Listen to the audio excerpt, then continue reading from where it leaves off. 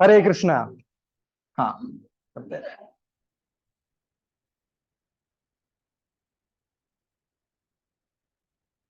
सभी का स्वागत है और बहुत बहुत धन्यवाद। तो हमें कीर्तन से शुरू करते हैं, 5 मिनट कीर्तन करते हैं, फिर उसके बाद हम कथा चर्चा करते हैं, ठीक है। ये हरे कृष्णा ट्यून रहेगा, हरे कृष्णा मंत्र रहेगा, आप सभी जानते हैं ना। बोलिए एक बार। हरे कृष्णा कृष्णा कृष्णा हरे हरे, हरे राम राम राम हरे हरे। ये भगवान का पवित्र नाम जो है कलयुग में एकमात्र साधन है, ठीक है। तो इसीलिए खास करके हम जब कोई भी कार्य शुरू करते हैं तो भगवान के नामों के साथ, तो उनको कीर्तन के फॉर्म में कर सकते हैं, म्यूजिक के फॉर्म में कर सकते हैं। तो हम टिपिकल वैदिक ट्रेडिशन जो कीर्तन होता है उस तरीके से हम शुरू करेंगे। तो मंत्र यही होगा, सिर्फ इसको एक ट्यून में हम गाने वाले। तो मैं पहले गाऊंगा, उसके बाद आप लोग रिपीट करेंगे, ठीक है। हरे कृष्णा कृष्णा कृष्णा हरे हरे, हरे रामा राम राम हरे हरे, हरे कृष्णा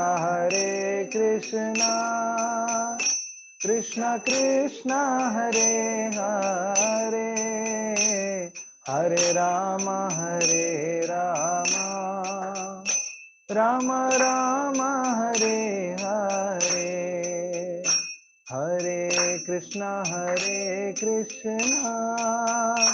कृष्णा कृष्णा हरे हरे, हरे राम राम राम हरे हरे, हरे कृष्णा जोर से, कृष्णा कृष्णा हरे हरे, हरे राम राम राम हरे हरे, हरे कृष्णा कृष्णा कृष्णा हरे हरे, हरे राम राम राम हरे हरे, हरे कृष्णा कृष्णा कृष्णा हरे हरे, हरे राम राम राम हरे हरे, हरे कृष्णा कृष्णा कृष्णा हरे हरे, हरे राम राम राम हरे हरे, हरे कृष्णा कृष्णा कृष्णा हरे हरे, हरे राम राम राम हरे हरे, हरे कृष्णा कृष्णा कृष्णा हरे हरे, हरे राम राम राम हरे हरे, हरे कृष्णा कृष्णा कृष्णा हरे हरे, हरे राम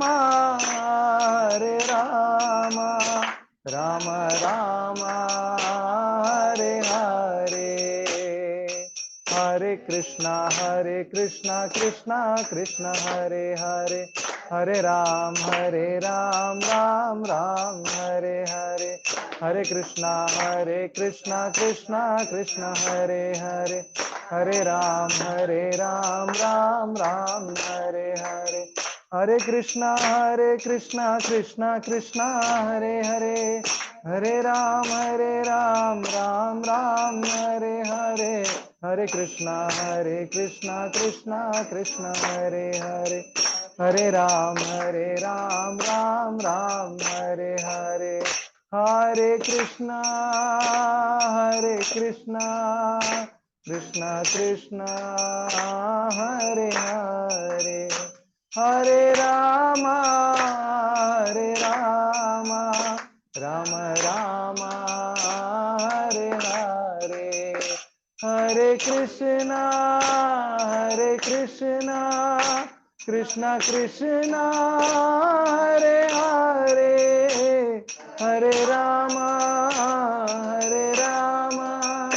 राम राम हरे हरे, हरे कृष्णा कृष्णा कृष्णा हरे हरे, हरे राम राम राम हरे हरे, हरे कृष्णा कृष्णा कृष्णा हरे हरे, हरे राम राम राम हरे हरे, गोविंद जय जय गोपाल जय जय, गोविंद जय जय गोपाल जय जय, राधा रमण हरि गोविंद जय जय,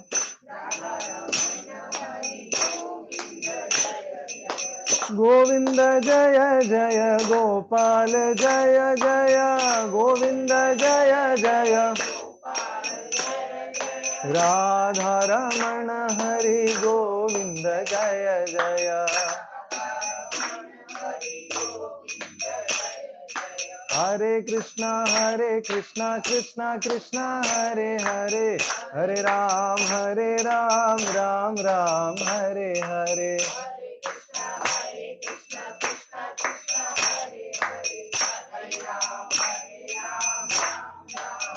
हरे कृष्णा कृष्णा कृष्णा हरे हरे, हरे राम राम राम हरे हरे, गाइए, कृष्णा हरे कृष्णा कृष्णा हरे हरे, हरे राम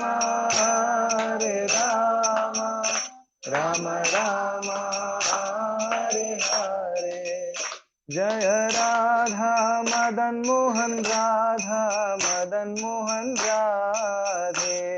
जय राधा मदन मोहन राधे, जय गौरनिताय जय गौरनिताय जय गौरनिताय,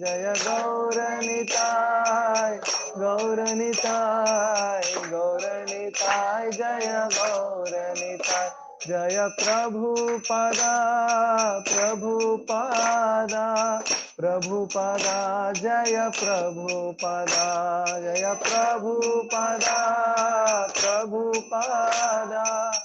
प्रभुपदा जय प्रभुपदा। कलियुग पावन श्री हरि नाम संकीर्तन की, हरे कृष्ण महामंत्र की, श्रील प्रभुपाद की, श्री कृष्ण भगवान की जय।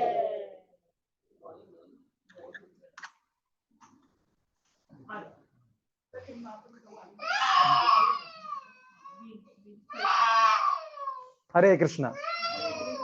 तो सभी का स्वागत है और बहुत बहुत धन्यवाद। कीर्तन में आप लोगों ने बहुत अच्छे से भाग लिया। तो खास करके सबसे पहले मैं धन्यवाद व्यक्त करना चाहूंगा समीक्षा माता जी। आपने आपके भाई आपका साहस, राइट प्रभु, साहस प्रभु और अंकिता अंकिता माता जी, उनके घर पे खास करके ये एक छोटा सा सत्संग आपने आयोजन किया, उसके लिए बहुत बहुत धन्यवाद। और माता जी आपका नाम मैं भूल गया। शोभना लाड, करेक्ट करेक्ट। और प्रभु जी का नाम विजय। ओके। तो समीक्षा माता जी के माता पिता हैं और मैं आपसे बहुत बार जूम में मिल चुका हूँ ऑलरेडी। आपने एक बार कीर्तन भी गाया था, वो मैं सुना था। कौन सा था वो, छोटे छोटे गैया, है ना? हाँ, मुझे याद है आपने गाया था, तो बहुत मजे तो मुझे आज भी याद है, बहुत अच्छे से आपने गाया। सो बहुत ही अच्छा। Yes yes yes yes, correct correct. काफी टाइम हो गया, 1 साल हो गया कम से कम। सो आप यहीं पे सेटल्ड है प्रभु जी, लाइक यहीं पे रहते हैं? ओके, और आपका जॉब वगैरह सब यहीं पे? ठीक है। तो और बाकी जो भक्त हैं उनका स्वागत है। तो हम लोग आज एक महत्वपूर्ण विषय पर चर्चा करेंगे, और श्रीमद् भागवत से हम उसका चर्चा करेंगे। तो श्रीमद् भागवत जो है, आप सभी को पता है, भागवत जैसे भागवत सप्ताह होता है गांव में, हमने देखा होगा, या सिटीज में भी करते हैं, 7 दिन का भागवत कथा होता है। फिर एक कथाकार आते हैं, कथा करते हैं, हजारों लोग आते हैं, है ना? तो जो भागवत है, श्रीमद् भागवत, ये परीक्षित महाराज, आप सब जानते होंगे, अगर नहीं जानते तो मैं बता देता हूँ, no problem. You know Parikshit Maharaj, बताइए। परीक्षित महाराज परीक्षित महाराज ने एक ऋषि पर फेंक दिया था। हाँ, और वर्षा आया था। वेरी तो गुड, प्राण छोड़ने की तैयारी कर रहे थे। वेरी गुड, वेरी गुड, तालियां हो जाएगी। नहीं, ठीक है। बहुत अच्छे से संक्षिप्त रूप में उन्होंने बताया। जो परीक्षित जो महाराज हैं, ये अर्जुन के क्या होते हैं? ग्रैंडसन, पोता कहते हैं ना। वैसे तो अर्जुन के पुत्र हैं अभिमन्यु, अभिमन्यु, और उनके पुत्र हैं परीक्षित। तो उनका जब राज्य चला आ रहा था, तो परीक्षित महाराज को राज्य मिला था। तो परीक्षित महाराज बहुत ही धार्मिक राजा थे। अब ये इसीलिए बात कर रहा हूं क्योंकि हम उसी भारत भूमि में हैं जहाँ पे इतने महान महान राजा हो चुके हैं। और ये लोग सिर्फ मटेरियली स्किल्ड नहीं थे सिर्फ, और आध्यात्मिक स्तर पर भी बहुत ही उच्च कोटि पे थे। करेक्ट। सो परीक्षित महाराज बहुत ही बड़े भक्त भी थे और बहुत टैलेंटेड भी थे। तो पूरा राज्य संभालते थे। और राज्य में ऐसा ना हो लोगों को लगे कि ये ऐसे इनके पिताजी का पूरा संपत्ति इनको मिल गया, इनको तो कुछ आता नहीं था, ऐसे बैठ गए गद्दी में। तो वो क्या करते थे, पूरे आजू बाजू में जितने राजा लोग थे उनको चैलेंज करके आए थे एक बार, कि आप में से अगर किसी को, अगर मेरे से युद्ध करके मुझे हराओगे तो मैं राज छोड़ दूंगा, मैं ऐसे ही नहीं बैठा वहां पे, आप आइए युद्ध करिए मेरे साथ। करके सबको चैलेंज करके आए थे। लेकिन कोई भी आगे आके युद्ध किया नहीं, क्योंकि परीक्षित महाराज के बारे में सब जानते थे। तो यही परीक्षित महाराज इतने बड़े भक्त थे और बहुत ही बुद्धिमान थे, सब कुछ था, लेकिन उनके जीवन में एक बड़ा समस्या आया। तो सभी के जीवन में समस्याएं आते रहते, करेक्ट है। तो शास्त्र इसीलिए हम देखते हैं, कोई छोटे मोटे आदमी के जीवन में समस्या आ गया तो हम समझ सकते हैं ठीक है यार, छोड़ो, छोटा मोटा आदमी। लेकिन इतना बड़ा आदमी जो बहुत बड़ा राजा है और धार्मिक भी है, मतलब भगवान, ब्राह्मण, सब लोगों के द्वारा संरक्षित आदमी है वो, उसके जीवन में भी समस्या आया।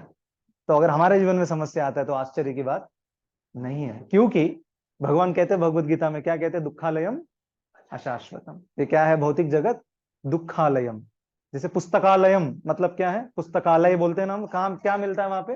पुस्तक मिलता है। हिमालय में क्या मिलता है? हिम। तो दुखालय में क्या मिलेगा? दुख। तो आप बोलोगे मुझे ऐसे कैसे? इस जगत को बनाया ऐसा गया है कि आखिर में आप जितना भी यहाँ प्रयास करो, आप अपने रिलेशनशिप्स परफेक्ट करने के लिए जाओगे, आप अपना हेल्थ परफेक्ट करने के लिए जाओगे, आप अपना जॉब परफेक्ट करने के लिए जाओगे, आप अपने लुक्स परफेक्ट करने जाओगे, लेकिन प्रकृति आपको हरा देगी। जैसे कोई लुक्स परफेक्ट करने जाएगा, हम ब्यूटी पार्लर जाते हैं, सब कुछ करते हैं, लेकिन आखिर में क्या होगा? हम बूढ़े हो जाएंगे। अब बूढ़े होने के बाद कितना भी हम कुछ कर ले, आप बुढ़ापा नहीं छुपा सकते, करेक्ट है? वो दिख ही जाएगा। और रिलेशनशिप्स, रिलेशनशिप्स भी हम परफेक्ट करना चाहते हैं, या हस्बैंड वाइफ है, माता पिता है, माता पिता को बच्चों से बहुत एक्सपेक्टेशन रहता है, और बच्चों को भी कभी कभी माता पिता से बहुत एक्सपेक्टेशंस रहते हैं, सभी अपने अपने एक्सपेक्टेशंस लेके घूम रहे, करेक्ट है? और जब वो फुलफिल नहीं होता है तो क्या होता है? हमें दुख प्राप्त होता है, करेक्ट है?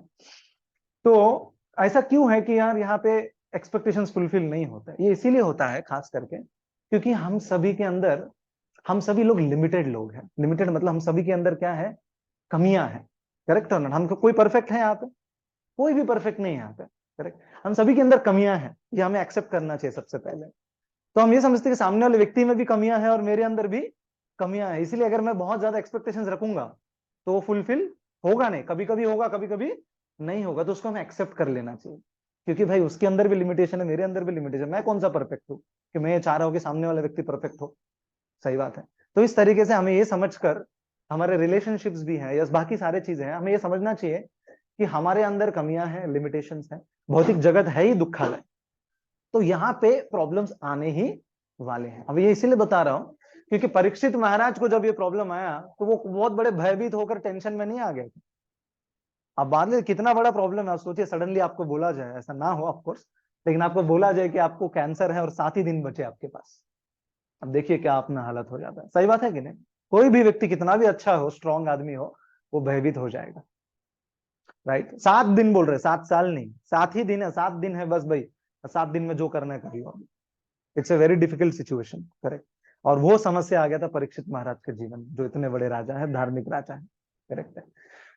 तो उनको एक शाप लगा था कि वो 7 दिन में मृत्यु हो जाएगा एक सांप के द्वारा उनको, ऐसे करके। तो एक उसका बैकग्राउंड क्या है उतना ज्यादा अभी चर्चा नहीं करेंगे। तो इस तरीके से जब वो घूम रहे थे, उनको जब पता चला कि 7 दिन है, तो वो टेंशन में नहीं आ गए थे या फिर हेल्प के लिए जा रहे थे, कोई है मुझे बचा सकता है, वो नहीं, वो बोला कोई मेरे को मत बचाओ अभी, ये भगवान का प्लान है, मेरे को निकलना है यहाँ से अभी। ये परीक्षित महाराज समझ गए थे। वहां पे बहुत सारे ऋषि मुनि थे, बहुत बड़े योगी लोग थे, उन्होंने बोला अरे इतने बड़े राजा हो आप, पूरा प्रजा को संभालते हो, हम आपको बचाएंगे, मेरे पास ऐसा विद्या है जिससे सांप को हम ये कर लेंगे, वश में कर लेंगे, आपको कुछ नहीं होगा, टेंशन। परीक्षित महाराज आपका कोई हेल्प मुझे नहीं चाहिए, थैंक यू सो मच।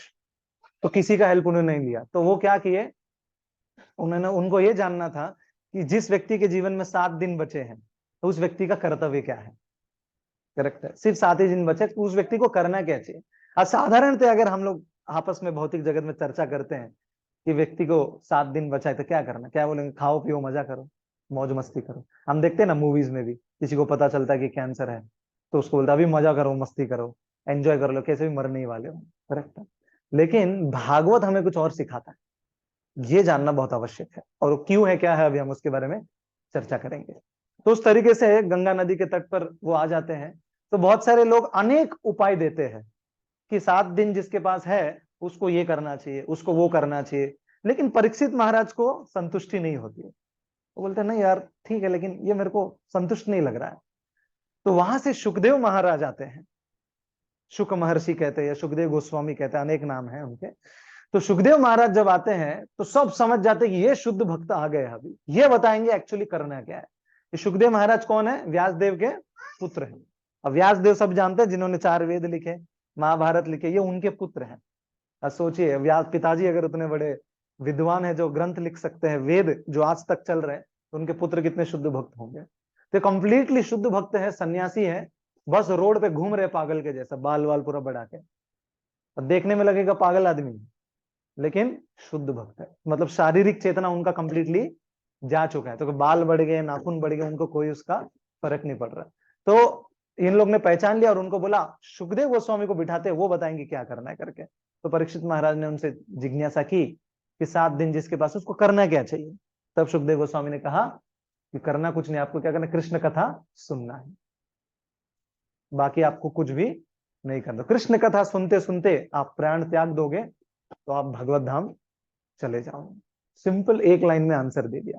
तो अगला 7 दिन क्या हुआ, परीक्षित महाराज ने कृष्ण कथा सुना, किनके द्वारा? सुखदेव गोस्वामी के द्वारा, सुखदेव महाराज के द्वारा। इसीलिए भागवत सप्ताह मनाया जाता है, क्योंकि परीक्षित महाराज ने 7 दिन इनसे श्रवण किया था, केवल श्रवण किया। अच्छा, बीच बीच में ब्रेक ले रहे थे कि ठीक है वॉशरूम जाके आना है, थोड़ा नाश्ता कर लेंगे, चाय नाश्ता, कुछ भी नहीं, कोई भी ब्रेक नहीं लिया। भूख प्यास सब खत्म हो चुका है उनका। वो कृष्ण कथा, वो कहते हैं एक श्लोक में, कृष्ण कथा ही इतना मुझे रुचि आ रहा है उसमें कि मुझे भूख और प्यास पूरा मिट चुका है। तो उस तरीके से 7 दिन का भागवत सप्ताह चलता है। तो उसी भागवत में सुखदेव महाराज अनेक कथाएं बताते हैं। जैसे एक जगह परीक्षित महाराज जिज्ञासा करते हैं कि भगवान कृष्ण के बाल लीलाओं के बारे में कुछ बताइए। वृंदावन, मथुरा, द्वारका, खास करके वृंदावन में उन्होंने क्या क्या लीलाएं की जब वो बाल लीला जब हुआ था, तो उसके बारे में वर्णन करते हैं। बहुत सारी लीलाएं हैं जो वर्णन करते हैं, द्वारका में जो लीला है उसके बारे में वर्णन करते हैं। तो इस तरीके से भागवत में 12 स्कंद है। कितने? 12 स्कंद है, और हर एक स्कंद में अनेक चैप्टर्स होते हैं। वैसे जैसे भगवत गीता है, उसमें कितने चैप्टर्स हैं? 18 चैप्टर। श्लोक कितने हैं? 700 श्लोक है। करेक्ट है? तो उसमें स्कंद वंद नहीं है, क्योंकि 18 चैप्टर ही है उसमें। लेकिन इसमें अनेकों चैप्टर्स होने की वजह से कैटेगराइज किया हुआ है। First canto, second canto, canto मतलब स्कंद, तो 12 स्कंद है टोटल उसमें। तो 10वां स्कंद जो है उसमें भगवान की जो बाल लीलाएं हैं खास करके, हाँ, वो है उसके अंदर। तो अभी हम 11वां स्कंद में एक कथा बताते हैं, उसके बारे में थोड़ा चर्चा करेंगे हम लोग। तो आप सभी जानते हैं नारद मुनि, नारद मुनि सब जानते हैं। तो नारद मुनि क्या है, वो कौन है? डिवाइन ट्रैवलर, डिवाइन स्पेसमैन आप कह सकते हैं, या वॉट एवर। तो नारद मुनि भगवान के शुद्ध भक्त हैं, जैसे आपने बताया था। और उनका काम क्या रहता है? भगवान के बारे में हाँ, तो एक नाम तो है, देखो एक इंप्रेशन ये है लोगों के, नहीं माता जी ने जो पॉइंट बताया है, हाँ नहीं नहीं करेक्ट है, करेक्ट। तो एक चीज क्या होता है कि नारद मुनि को जनरली देखा जाता है कि चुगलियां करते हैं, ऐसे है शास्त्र में। माता जी ने गलत नहीं बताया कि यहाँ का बात वहां बोलते हैं, या न्यूज एजेंसी है चलता फिरता, व्हाट्सएप तो था नहीं तभी तो न्यूज चला रहे अभी। तो लेकिन उनका ये जो चाल है, बहुत सारे चाल चलाते हो, वो चाल के पीछे उनका एक ही मकसद होता है कि सामने वाले व्यक्ति को भक्त बना दे। आप समझ गए? जैसे जो राम नहीं नाम ले पा रहा था, कौन थे वो, पता है किसी को? वाल्मीकि।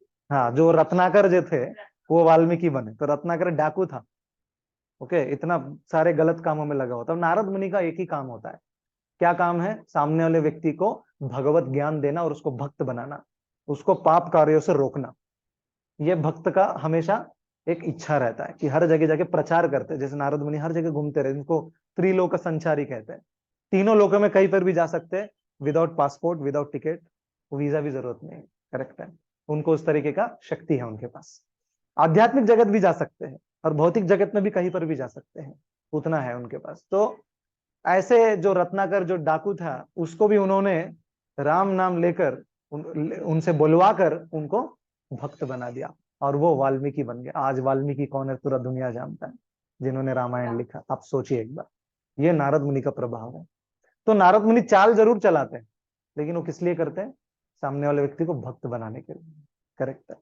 तो ये रत्नाकर को जब बोला राम नाम लो, तो इतना पापी आदमी है कि राम नाम भी नहीं आ रहा है उसके मुंह से, तो मरा बोल पा रहा था। तो नारद मुनि बोला मरा मरा रिपीट करो।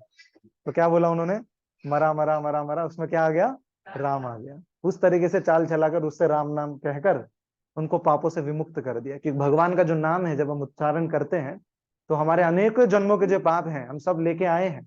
हमारा दो, एक तो बैंक अकाउंट है हमारा, और एक होता है कर्मा अकाउंट। तो कर्मा अकाउंट में क्या होता है? हमने जो कुछ किया है पूर्व जन्म में या इस जन्म में, वो सब खाते में जमा होता है, और समय आने पर वो धीरे धीरे बाहर आता है। करेक्ट है। इसीलिए हम कभी कभी देखते हैं कि यार अच्छे लोगों के जीवन में बुरा क्यों होता है। देखा होता है समाज में, अच्छा है आदमी, यार बहुत धार्मिक आदमी है, बचपन से कोई गलत काम नहीं किया, सब कुछ अच्छा है, बट उसके जीवन में अनेकों प्रॉब्लम्स आते रहते हैं। तो उसका क्या कारण है? पास्ट कर्म, जो पूर्व जन्म के हैं। क्योंकि इस जन्म में आप जब देख रहे हो तो उसने कुछ किया नहीं, सही बात है। तो अब बोले अगर ये व्यक्ति ने तो गलत काम किया ही नहीं है, तो इसको क्यों दुख मिल रहा है? अगर मान लो कि बचपन में चोरी चकारी कर रहा था और बाद में उसको कुछ दुख आया जीवन, तो लोग बोले हाँ गलत काम किया था पहले, इसीलिए अभी दुख झेलना पड़ रहा है।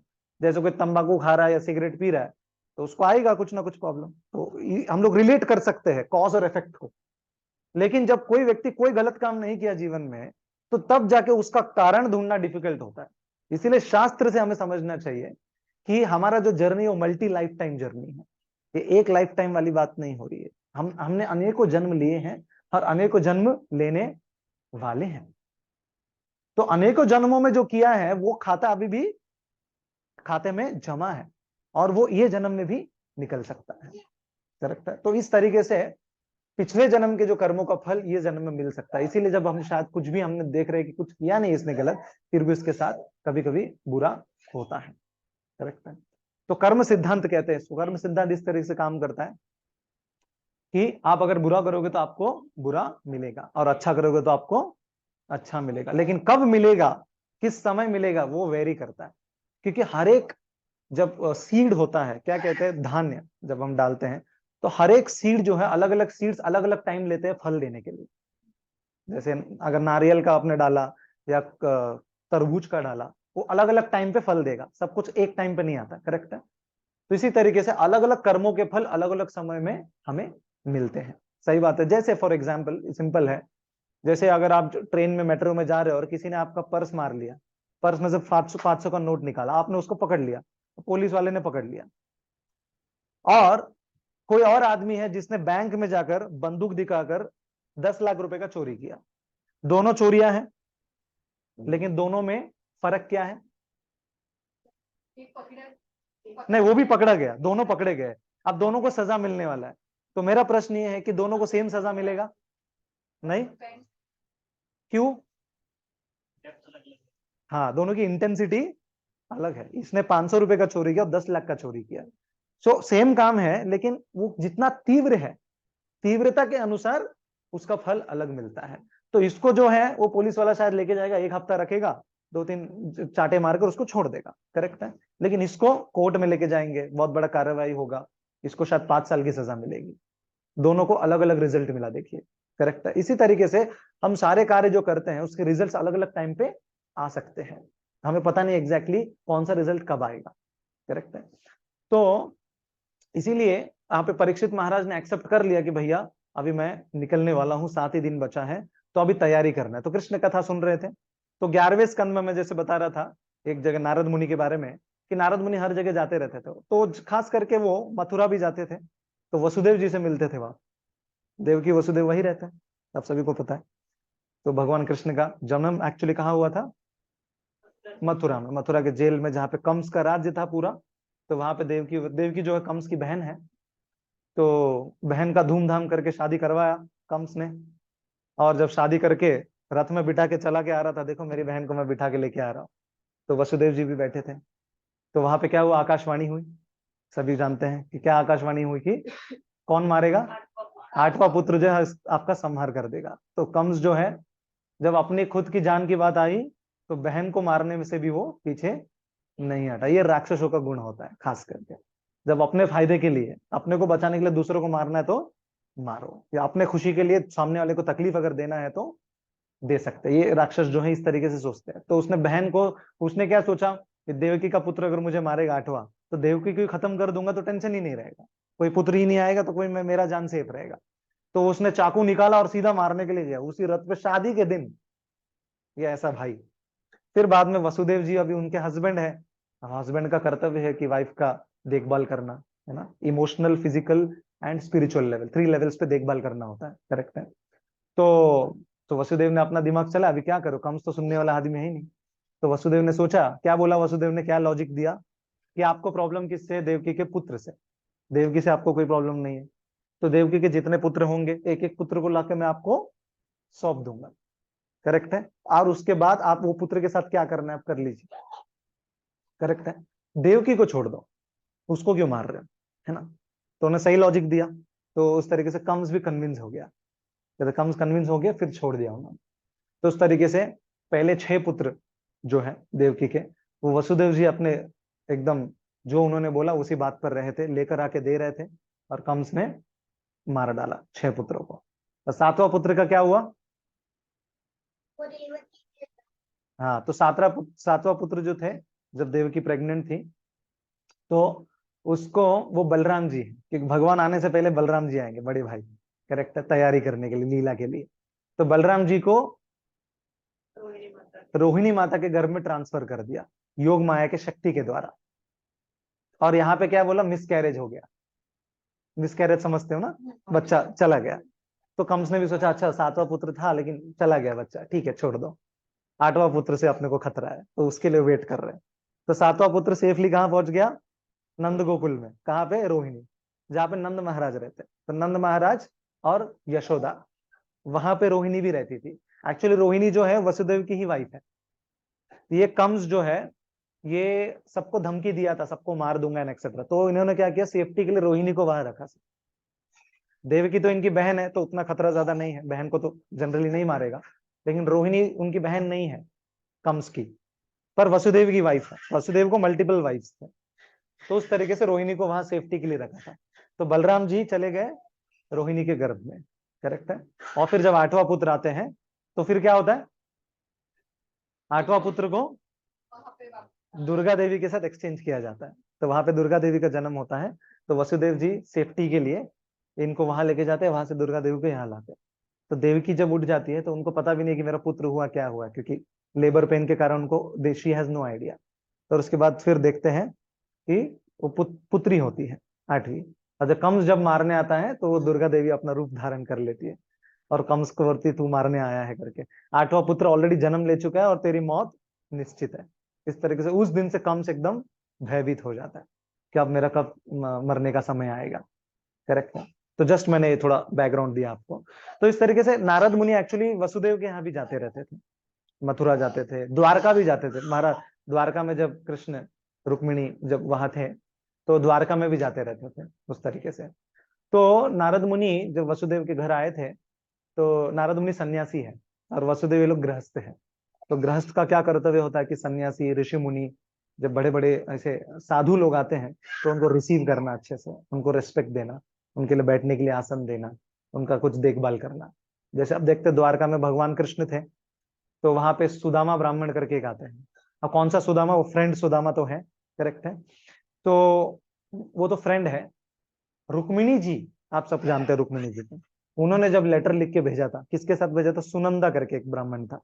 तो सुनंदा ब्राह्मण जब द्वारका आता है लेटर लेके, ये ब्राह्मण है, तो भगवान कृष्ण अपने राज सिंहासन से उतरते हैं और इनको वहां बिठाते हैं और इनका पैरों का अभिषेक करके वो जल को अपने सर पे लेते हैं और उनका पैर भी दबाते हैं और कहते हैं महाशय आपका मैं क्या सेवा करूं। तो इससे ये दिखा रहे हैं कि एक राजा जो है किस तरीके से ब्राह्मण और साधु ऋषियों का जो है रिस्पेक्ट करना चाहिए, रिसीव कैसे करना चाहिए, भगवान अपने एग्जाम्पल के द्वारा बताते हैं। तो उस तरीके से नारद मुनि भी आए थे तो वसुदेव ने उनको बिठाया, सब कुछ कहा। और जनरली जब साधु लोग मिलते हैं या साधु महात्मा लोग मिलते हैं तो एक व्यक्ति को क्या प्रश्न पूछना चाहिए उनसे? स्टॉक मार्केट में क्या प्राइस चल रहा है, या नेक्स्ट सिनेमा कौन सा रिलीज होने वाला है, ये चर्चा करना चाहिए। साधु से क्या पूछना चाहिए? जीवन के बारे में पूछना, जीवन का लक्ष्य क्या है, भगवान कौन है ना। तो ये जो जिस टाइप के प्रश्न पूछे जाते हैं साधु से, वो अलग कैटेगरी के होते हैं, करेक्ट है। और जब बाकी हम भौतिक चर्चा हम जब करते हैं फ्रेंड्स के साथ या जो, वो अलग होता है, करेक्ट है ना। तो इन्होंने वही पूछा कि हमें कुछ इंस्ट्रक्ट करिए, हमको कुछ उपदेश दीजिए, जीवन क्या है, जीवन के लक्ष्य के बारे में। हम अज्ञानी हैं। वसुदेव जी ऑल्दो बहुत इंटेलिजेंट आदमी है, लेकिन उन्हें अज्ञानी का पोजीशन एक्सेप्ट किया ताकि जब साधु से हम सुने तो हमारा अहंकार को हम नीचे रखें और अपने कानों को और हृदय को ओपन करें ताकि हम ज्ञान को प्राप्त कर सकें। अगर हमने अपना दरवाजा बंद कर दिया तो कोई ज्ञान अंदर नहीं। अगर हम समझते हैं कि हम सब जानते हैं तो हम क्या सीख पाएंगे? किसी से नहीं सीख पाएंगे, करेक्ट। तो इस तरीके, इस भाव से हमें सीखना चाहिए आध्यात्मिक ज्ञान, करेक्ट। इसीलिए कहते हैं भगवान विद्या विनय संपन्ने ब्राह्मणे गम्य। विद्या के साथ क्या होना चाहिए? विनय। विनय मतलब नम्रता होना चाहिए, करेक्ट। जितना हमारा ज्ञान बढ़ता है उतना हमारा नम्रता भी बढ़ना चाहिए, करेक्ट। उस तरीके से तो यहाँ पे जब सवाल करते हैं तो वसुदेव जी तो नारद मुनि एक कथा बताते हैं। तो निमि महाराज करके एक बहुत बड़े राजा थे और नव योगेंद्र, सुना है कभी? नव योगेंद्र एक ऋषभ देव करके बहुत बड़े राजा थे, उनके बहुत सारे पुत्र थे। उसमें से उनके 9 पुत्र जो है बहुत बड़े साधु महात्मा बन गए। तो 9 पुत्र, जैसे उनके नाम है कवि, हवि, अंतरिक्ष, पिप्पलायन, प्रबुद्ध, ऐसे करके 9 पुत्र थे। तो ये लोग पृथ्वी में पूरा भ्रमण करते रहते हैं, भागवत ज्ञान देते हैं और लोगों को भक्त बनाते रहते हैं। तो इनका एक बार निमि महाराज से एक बार मिलना हुआ, मुलाकात हो गया। ये नारद मुनि एक कथा बता रहे। तो वहां पे जब मिलते हैं तो निमि महाराज पूछते हैं कि आप कुछ उपदेश दीजिए हमको, करेक्ट। तो उस जगह एक श्लोक आता है और वहां पे इसकी चर्चा होती है। तो वहां पे एक प्रश्न पूछा जाता है कि सबसे दुर्लभ चीज क्या है इस दुनिया में, करेक्ट है। क्या लग रहा है आप लोग को सबसे दुर्लभ चीज क्या है? भगवान का पेट ना रखना। दुर्लभ मतलब ऐसा चीज है जो इजीली मिलेगा नहीं आपको। नास्तिक को तो कुछ नहीं मिलेगा, तो नास्तिक होगा उसको सारी चीजें मिलेगी। हैप्पीनेस। अच्छा, नास्तिक जो आदमी है उसको भगवान नहीं मिलेंगे, आप ऐसा कह रहे हैं? वो फेथ नहीं करता ना, फेथ नहीं रखता है, ठीक है, करेक्ट। और भगवान की भक्ति दुर्लभ है। कितने लोग भक्ति करते हैं, है कि नहीं? दुनिया में आप देखिए आजू बाजू में, सही बात है। तो उन्होंने स्टेप वाइज एक्सप्लेन किया। तो उन्होंने सबसे पहले बताया मनुष्य शरीर मिलना सबसे दुर्लभ है। ये सबसे पहला पॉइंट है, करेक्ट है कि नहीं? क्योंकि भक्ति करने के लिए क्या चाहिए? मनुष्य शरीर चाहिए। सबसे पहला रूल है। कुत्ता भक्ति नहीं कर सकता है, बिल्ली जो है वो भक्ति नहीं कर सकती। देखा आपने कभी बिल्ली हरे कृष्ण महामंत्र चैंट कर रहा है? नहीं, ऐसा नहीं है। तो इस तरीके से उन्होंने सबसे पहला पॉइंट बताया कि मनुष्य जीवन जो है वो दुर्लभ है, और हम सबको मनुष्य जीवन मिला है, इसीलिए हम ये चर्चा कर रहे हैं। करेक्ट। अगर अगर एक ऐसे कुत्तों का संगठन होता है तो कुत्ते भौंकेंगे सिर्फ और कुछ नहीं करते हैं। करेक्ट है कि नहीं? और हम कुछ यहाँ पे मीनिंगफुल चर्चा कर रहे हैं क्योंकि हमें मनुष्य शरीर दिया है। राइट। तो यही चीज प्रहलाद महाराज भी बताते हैं। प्रहलाद आप सब जानते हैं हिरण्यकशिप के पुत्र है, लेकिन बहुत बड़े भक्त हैं। पिताजी राक्षस है लेकिन ये भक्त निकला एकदम। करेक्ट है। तो ये बताते हैं अपने फ्रेंड्स को, इनको एक स्कूल में एडमिशन दिलवा दिया, जैसे आप लोग भी स्कूल में एडमिशन है। करेक्ट है। तो इनको कैसे स्कूल में डलवा दिया? राक्षसों के स्कूल में डलवा दिया, क्योंकि पिताजी राक्षस है। तो उनकी इच्छा क्या थी? मेरा बेटा बहुत बड़ा राक्षस बनना। जैसे होता ना, आप अगर डॉक्टर है तो मेरी बेटी भी डॉक्टर बननी चाहिए, मेरा जीवन का लक्ष्य है ना, ऐसा होता है। या कभी कभी माँ डॉक्टर नहीं बन पाती है तो सोचती है मेरी बेटी को जरूर बनाऊं। हमारा इच्छा बच्चों के द्वारा पूर्ण करते कभी। तो हिरण्यकशिपु चाहता था कि प्रहलाद जो है वो बहुत बड़ा राक्षस बने, तो उसको राक्षस के स्कूल में डाल दिया। तो राक्षस के जो वहां पे टीचर्स थे, तो उनको ट्रेनिंग दिया जाता है राक्षस का, कैसे सामने वाले को किडनैप करना है, कैसे मारना है, ये सारी चीजें सीखेंगे और क्या। तो प्रहलाद को बिल्कुल इंटरेस्ट नहीं था इस चीज में, क्योंकि प्रहलाद को जब वो गर्भ में था तभी उसको पूरा ज्ञान प्राप्त हो गया था। क्योंकि जो देवी देवता थे इंद्र वगैरह, इन्होंने हिरण्यकशिपु के जो बीवी है उनको किडनैप कर लिया था। क्यों?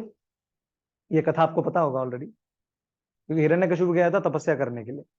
किस लिए गया था तपस्या करने के लिए? ताकि बहुत सारा शक्ति प्राप्त हो, अमरत्व प्राप्त हो। हिरण्यकशिपु चाहता था कि मैं कभी भी मरूं नहीं, इमॉर्टल बनना था। तो वो गया तपस्या करने के लिए।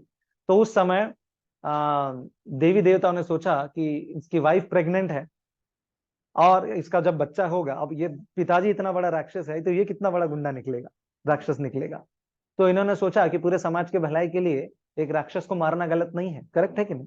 तो उन्होंने सोचा ये जो बच्चा गर्भ से बाहर निकलेगा इसको हम खत्म कर देंगे, ताकि आगे सोसाइटी में प्रॉब्लम नहीं, क्योंकि बहुत बड़ा राक्षस बनेगा, लाखों इनोसेंट लोगों को मारेगा। इसको खत्म करना ठीक है। तो उनको वाइफ को कुछ नहीं करेंगे, उनसे हमारा कोई प्रॉब्लम नहीं है। तो उनको किडनैप करके लेके जाने के लिए सोचे थे, वहां रखेंगे, जब डिलीवरी हो जाएगा तो बच्चे को मार देंगे उस तरह। तो जब रास्ते में जाए तो नारद मुनि बीच में आ जाते हैं। तो नारद मुनि कहते हैं कि ये लोग सब क्या, नारद मुनि कहाँ जा रहे हो, कौन है ये लेडी? तो लगे हिरण्यकशिपु की वाइफ है और ये प्रेग्नेंट है, तो ये बच्चा जब बाहर निकलेगा तो बहुत बड़ा राक्षस बनेगा, इसके लिए हम इसको वध कर देंगे लेकर जाके। तो नारद मुनि ने कहा कि आप लोग मूर्ख हो गए हो, ये जो बच्चा है ये बहुत बड़ा भक्त है, ये राक्षस नहीं बनने वाला है, भगवान ने स्वयं इसको भेजा है। राइट। तो इस तरीके से भगवान नारद मुनि ने कहा कि इसको छोड़ दो, इसको आप लेके जाके कुछ करने की जरूरत नहीं है, भक्त आने वाला है। तो उन्होंने क्या क्या करना है? तो उन्होंने बोला हम मेरे साथ छोड़ दो। तो नारद मुनि कयादू जो है, जो प्रेग्नेंट थी, उनको अपने आश्रम में लेके जाते हैं। और वहां लेके जाने के बाद तो कयादू वो हमेशा उनके हस्बैंड के चिंतन में है, क्योंकि उनके हस्बैंड तपस्या करने गए। तपस्या ऐसा होता है, कभी कभी सक्सेसफुल होता है, कभी कभी जान भी चली जाती, क्योंकि जंगल में है, खाना नहीं है, पानी नहीं है, बहुत लोग जान खो देते हैं। और जिसका सक्सेसफुल हो गया बढ़िया है, तो बहुत टेंशन में और प्रेग्नेंट भी है साथ में, तो उनका पूरा माइंड वहां पे है। तो नारद मुनि जब कथा सुनाते थे तो उनका ध्यान नहीं रहता था, क्योंकि ऑलरेडी टेंशन में है। तो वो जनरली सो जाती थी जब कथा चलता था। लेकिन उनके पेट में जो पुत्र था प्रहलाद, वो पूरे ध्यान से सुन रहा था, क्योंकि वो नॉर्मल पुत्र नहीं। आप बोलेंगे प्रभु जी ऐसे कैसे, कोई पेट में कथा कैसे सुन सकता है? सही बात है, वो नॉर्मल लोगों के लिए एप्लीकेबल है। जैसे हम थे, हम पेट में थे, हम तो कोई कथा सुनने गए थे। लेकिन प्रहलाद जो थे भगवान ने स्वयं भेजा हुआ आदमी। करेक्ट है। तो उनके पास स्पेशल पावर्स होते हैं जब भगवान कुछ लीला कराना चाहते हैं। करेक्ट। तो इस तरीके से भगवान ने जब भेजा तो प्रहलाद पूरा कथा सुन लिए, भागवत कथा सुन ली, वहीं पे भक्त बन गया। और वैसे भक्त को जब राक्षस के स्कूल में डालेंगे तो इसको टेंशन हो गया, बोला ये क्या चल रहा है यहाँ पे, सब मेरे को अच्छा नहीं लग रहा है यहाँ पे। और उनके लिए प्रार्थना कर रहे थे प्रहलाद कि ये राक्षस लोग कभी ना कभी भक्त बन जाए, अपने पाप कार्य छोड़ दे। तो रिवर्स प्रीचिंग कर रहे थे, वहां के जो स्टूडेंट्स थे उनको भक्ति सिखा रहे थे प्रहलाद। और वहां पे एक पॉइंट बताते हैं, कौमारमाचरेत प्राज्ञो धर्मान भागवतानिह दुर्लभम मानुषम जन्मा तदप्यध्रुवमर्थदम। तो उन्होंने बोला कौमारम आचरित प्राज्ञ, मेरे सारे भक्त प्रिय मित्रों, एक बात जान लीजिए, दुर्लभम मानुषम जन्म, इसका मतलब क्या है? ये मनुष्य जन्म दुर्लभ है। आप फालतू चीजें करके वेस्ट मत करिए मेरे फ्रेंड्स, करके उनको एक्सप्लेन कर रहे हैं। और वो लोग इसका मजाक उड़ा रहे हैं, वो अलग बात है। करेक्ट है। और ये उनको एक्सप्लेन कर रहे हैं और इतना लॉजिक और साइंटिफिकली एक्सप्लेन करते हैं। ये भक्त का चतुरता होता है, वो कभी भी लॉजिक और साइंस के साथ एक्सप्लेन करे। तो उन्होंने अच्छा स्टैटिस्टिक्स दिया उनको कि बोला बचपन में तुम्हारे पहले 5 साल तो ऐसे ही निकल जाते हैं, 3 साल तो ऐसे ही फिर बाद में एडमिशन होगा स्कूल में, फिर स्कूल में निकल जाएगा। तो दादा अगर ऑलमोस्ट आप देखोगे 15-16 ईयर्स तो जो है फर्स्ट 10th स्टैंडर्ड तक तो वो चला ही जाता है। फिर उसके बाद और 5-6 साल 7 साल और फर्दर एजुकेशन में चला जाता है। करेक्ट है। तो इसमें तो बचपना चला गया खेलने में, फिर उसके थोड़े बड़े हो गए चला गया एजुकेशन में, मतलब आपका जो मेन टाइम है उसमें चला गया। और उसके बाद क्या होगा, शादी होगा। शादी होते क्या होगा, रिस्पॉन्सिबिलिटीज, वाइफ है, फिर बच्चे, फिर बच्चों का एडमिशन, फिर बच्चों का स्कूल, उसमें टाइम चला जाएगा। तो उसमें चला गया। और फिर 50 साल के जब हो जाएंगे, 50 साल की उम्र में जब बच्चे का, फिर बच्चे का शादी कराना है, नेक्स्ट रिस्पॉन्सिबिलिटी रेडी है, ब्रेक तो नहीं मिलने वाला। करेक्ट, बेटी हो या बेटा हो, शादी तो कराना, सेटल तो कराना। तो 50 साल की उम्र में वो सब करेगा। वो करने के बाद नेक्स्ट क्या होता है, पोता है। अब पोते के साथ रहना। इस तरीके से एक व्यक्ति कभी भी बिजी ही रहता है। करेक्ट है नहीं। और अगर कोई व्यक्ति दिन में 8 घंटे सोता है और उस व्यक्ति का आयु 100 साल है, तो कितने साल सोता है वो, 33 ईयर्स, 33.33 ईयर्स वो पूरे जीवन में सिर्फ सोने में नहीं बिता दिया, और बाकी समय में मैक्सिमम तो यही चला गया। तो प्रहलाद महाराज ने बोला कि जब इस तरीके से कोई व्यक्ति जीवन निकालता है तो भक्ति करने के लिए समय कभी मिलेगा नहीं। कब भक्ति करेंगे।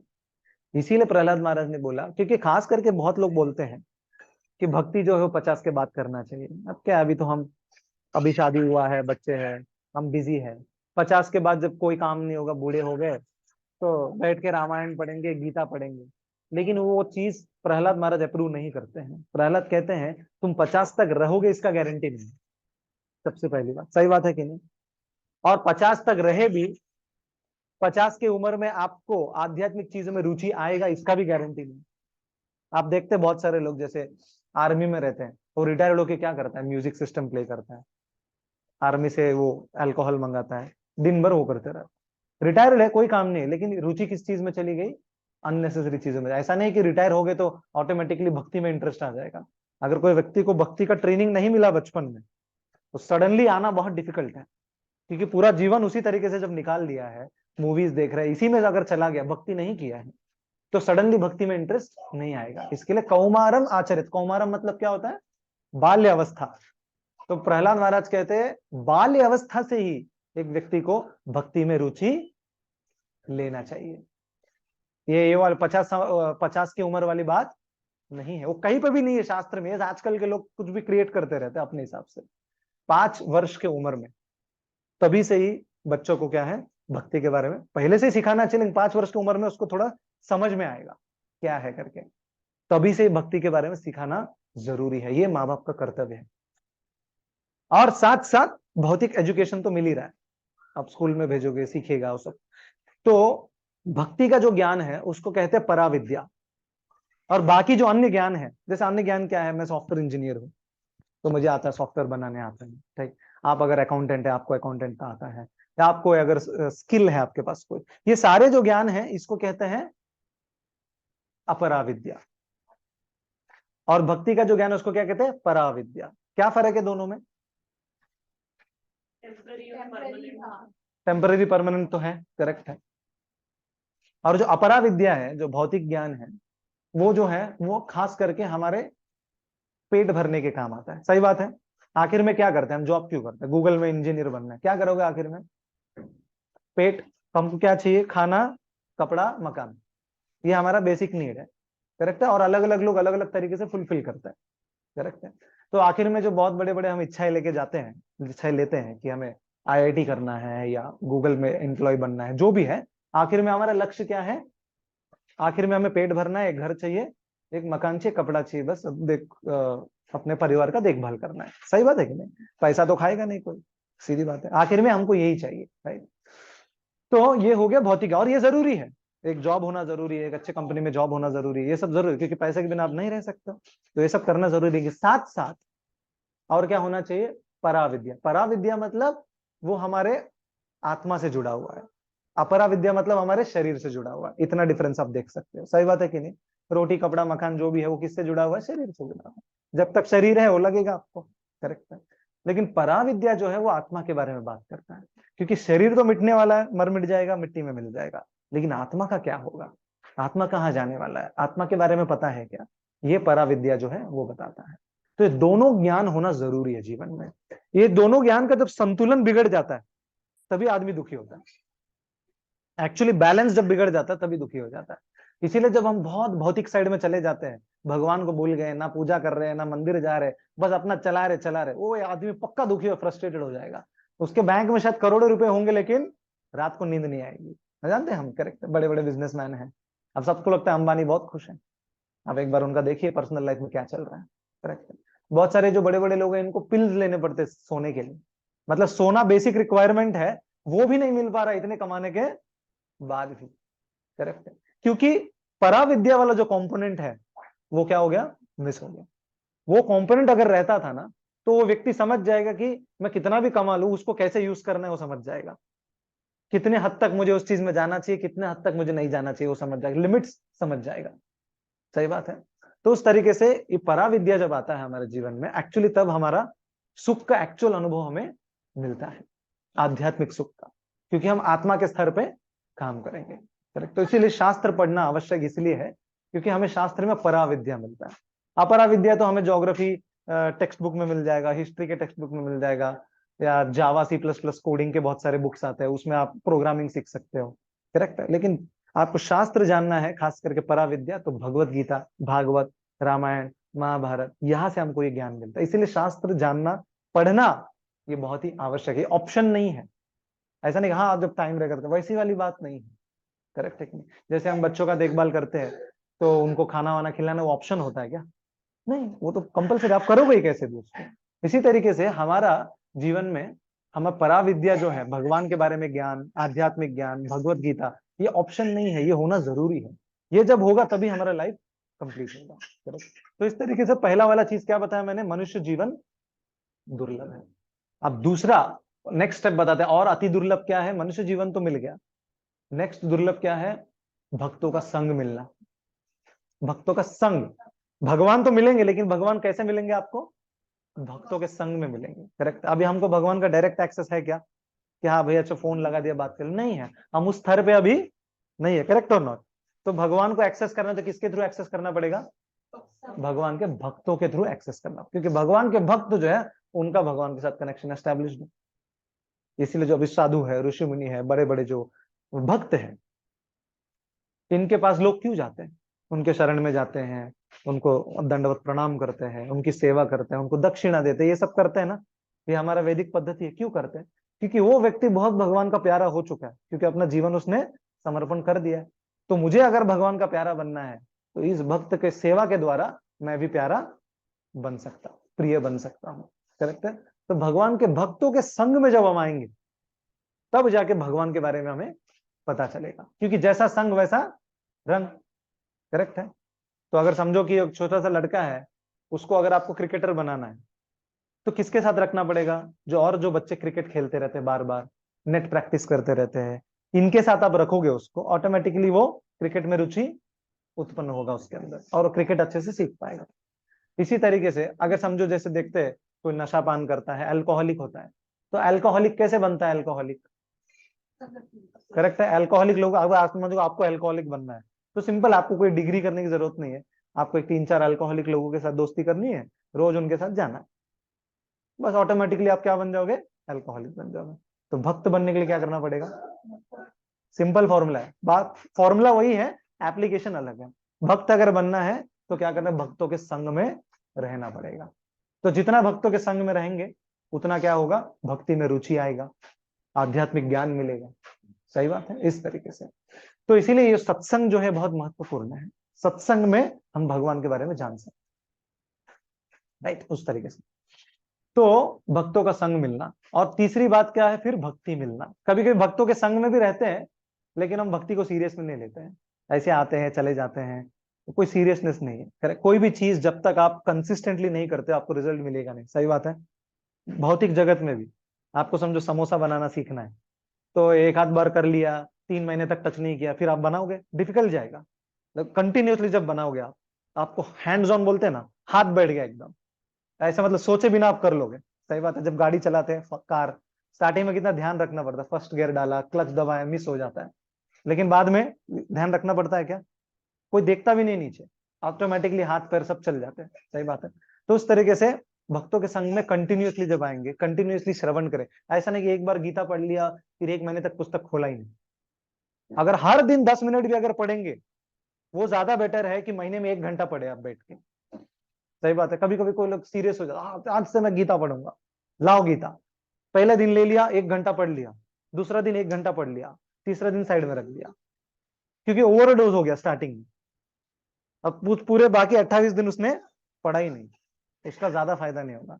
उससे अच्छा क्या करो, 10 मिनट पढ़ो, हर दिन 10 मिनट पढ़ो। 10 मिनट सब लोग निकाल सकते हैं, हाँ या ना? करेक्ट है कि नहीं? सब लोग निकाल सकते हैं, ना कोई नहीं बोल सकता। तो हर दिन 10 मिनट अगर गीता पढ़ेंगे, कंसिस्टेंसी रहेगा, वो कंसिस्टेंसी के कारण आपको रिजल्ट अच्छा मिलेगा, तुरंत मिलेगा। तो भगवत गीता का ज्ञान हमारे अंदर आएगा, हमको समझ में आएंगी चीजें, और हमारे हृदय में परिवर्तन भी आएगा, और आखिर में क्या होगा, भगवान की अनुभूति मिलेगी गीता के द्वारा। इसीलिए शास्त्रों को पढ़ना, अगर आप पढ़ने में रुचि नहीं रखते उतना, तो क्लास सुन सकते हो। क्लास के द्वारा, जैसे गीता के क्लासेस चलते हैं, जैसे हम ऑनलाइन क्लासेस लेते हैं, इस्कॉन के बहुत सारे यूट्यूब में चैनल्स हैं, वहां पे ऑनलाइन क्लासेस हैं। करेक्ट है। वो आप अगर घर पे बैठ के सुनना चाहते हो, आपके पास टाइम नहीं, बहुत दूर कौन जाएगा, घर पे बैठ के सुनिए, वो क्लास सुनिए, उसके द्वारा भी क्या मिलेगा आपको, आध्यात्मिक ज्ञान मिलेगा। रोज 15 मिनट सुन सकते हैं। कीर्तन सुनने में इंटरेस्ट है, कीर्तन सुन सकते हैं। देखिए गाना सुनना है, इंटरेस्ट रहता है, तो हम ये नहीं कहते कि कान बंद कर, वो वाला फॉर्मूला नहीं है भक्ति में। क्या कहते हैं, भगवान से संबंधित गाना सुनो। म्यूजिक इंटरेस्ट है सबको, तो कीर्तन सुनो। करेक्ट है वैसा। तो इस तरीके से हमको कुछ छोड़ना नहीं, सिर्फ भगवान को जोड़ना है। सही बात। हम ये नहीं रखा म्यूजिक मत सुनो, नहीं, ऐसा नहीं, आप कान बंद करके नहीं रह सकते, तो कीर्तन सुनो। आप ये नहीं बोल रहे कि खाना मत खाओ, भगवान का प्रसाद खाओ। सही बात है, भगवान को भोग लगा के खा सकते हैं, जैसे तो लड्डू गोपाल जी को भोग लगाते हैं। करेक्ट है, गुजरात में तो बहुत कॉमन है, सबके पास लड्डू गोपाल होता है। मैं एक बार गया था, तो ये बहुत कॉमन चीज है, आप कर सकते हैं, रोज भगवान के लिए भोग लगाइए, है ना, और क्या। तो थोड़ा भोग लगा सकते हैं हम। अगर आप स्पेशल कुछ आइटम नहीं बना सकते, रोज एक एप्पल लगा सकते हैं, एक एप्पल लगा के उसको 4 पीसेस करके सब लोग खा सकते हैं। तो रोज आप भगवान को भोग भी लगा रहे हो, रोज प्रसाद खा रहे हो, उससे क्या होगा, हमारा शुद्धिकरण शुरू होगा। कि भगवान का प्रसाद जब जाएगा अंदर, तब शुद्धिकरण होता है। बहुत सारे लोग भक्ति में प्रसाद खा के आए सिर्फ, मानते हैं, इस्कॉन में जनरली जाते हैं, तो इस्कॉन में प्रसाद मिलता है। तो स्टार्टिंग में किस जनरल बहुत सारे लोग प्रसाद मिलता है, अच्छा खाने के लिए, टेस्टी रहता है, तो लोग इस्कॉन में आते हैं, एवरी संडे आएंगे, प्रसाद खाएंगे और भक्त बन जाते, क्योंकि प्रसाद का महिमा है कि प्रसाद मामूली काम, अब मामूली खाना और प्रसाद में क्या फर्क है। प्रसाद मतलब, प्रसाद का एक्चुअल मीनिंग है संस्कृत में, प्रसाद मतलब कृपा। करेक्ट। तो भगवान का कृपा खाने के द्वारा जब मिलता है, उसको प्रसाद कहते हैं, तो उसमें भगवान का कृपा होता है, क्योंकि भगवान स्वयं खाए होते हैं उसको। करेक्ट है। तो इस तरीके से थोड़ा भोग लगाकर आप अगर रोज करेंगे, तो बहुत परिवर्तन है। रोज थोड़ा गीता सुनना, वर्किंग हो नॉन वर्किंग हो, थोड़ा समय डेफिनेटली निकाल सकते। वर्किंग मतलब कि 24 घंटा तो काम नहीं कर रहे हम। करेक्ट है कि हाँ, कुछ कुछ समय आता है जीवन में जब आपको समय नहीं मिल पाएगा, घर पे कोई बीमार है, बच्चा बीमार है, हॉस्पिटल के चक्कर काट रहे, वो अलग बात है। लेकिन इन जनरल हम समय निकाल सकते हैं। उस समय में हमें गीता भागवत सुनना, भगवान को भोग लगाना, भगवान की आरती करना, ये हमें करना चाहिए। ये बहुत बहुत जरूरी है, तब जाके आध्यात्मिक जीवन में हम आगे बढ़ पाएंगे, हमारा लाइफ कंप्लीट होगा। सर्कल कंप्लीट करना, अदरवाइज हम कितना भी प्रयास करेंगे, उसको श्रम एव ही केवलम कहते हैं।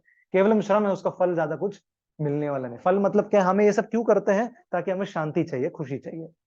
लेकिन अगर भगवान के बिना अगर करेंगे सब कुछ, तो फल तो मिल गया, आपको पैसा मिल गया, सब कुछ मिल गया, लेकिन शांति नहीं मिलेगा। जब भगवान को जोड़ेंगे, फल भी मिलेगा और शांति भी मिलेगा। ये भक्ति का फॉर्मूला है, यही हमको ऋषि मुनियों ने सिखाया है, यही हमारा वैदिक ज्ञान का सार है, यही भगवत गीता का सार है। भगवान कहते हैं मुझे जोड़ दो, तस्मात् सर्वेषु कालेषु माम अनुस्मर युध्य च।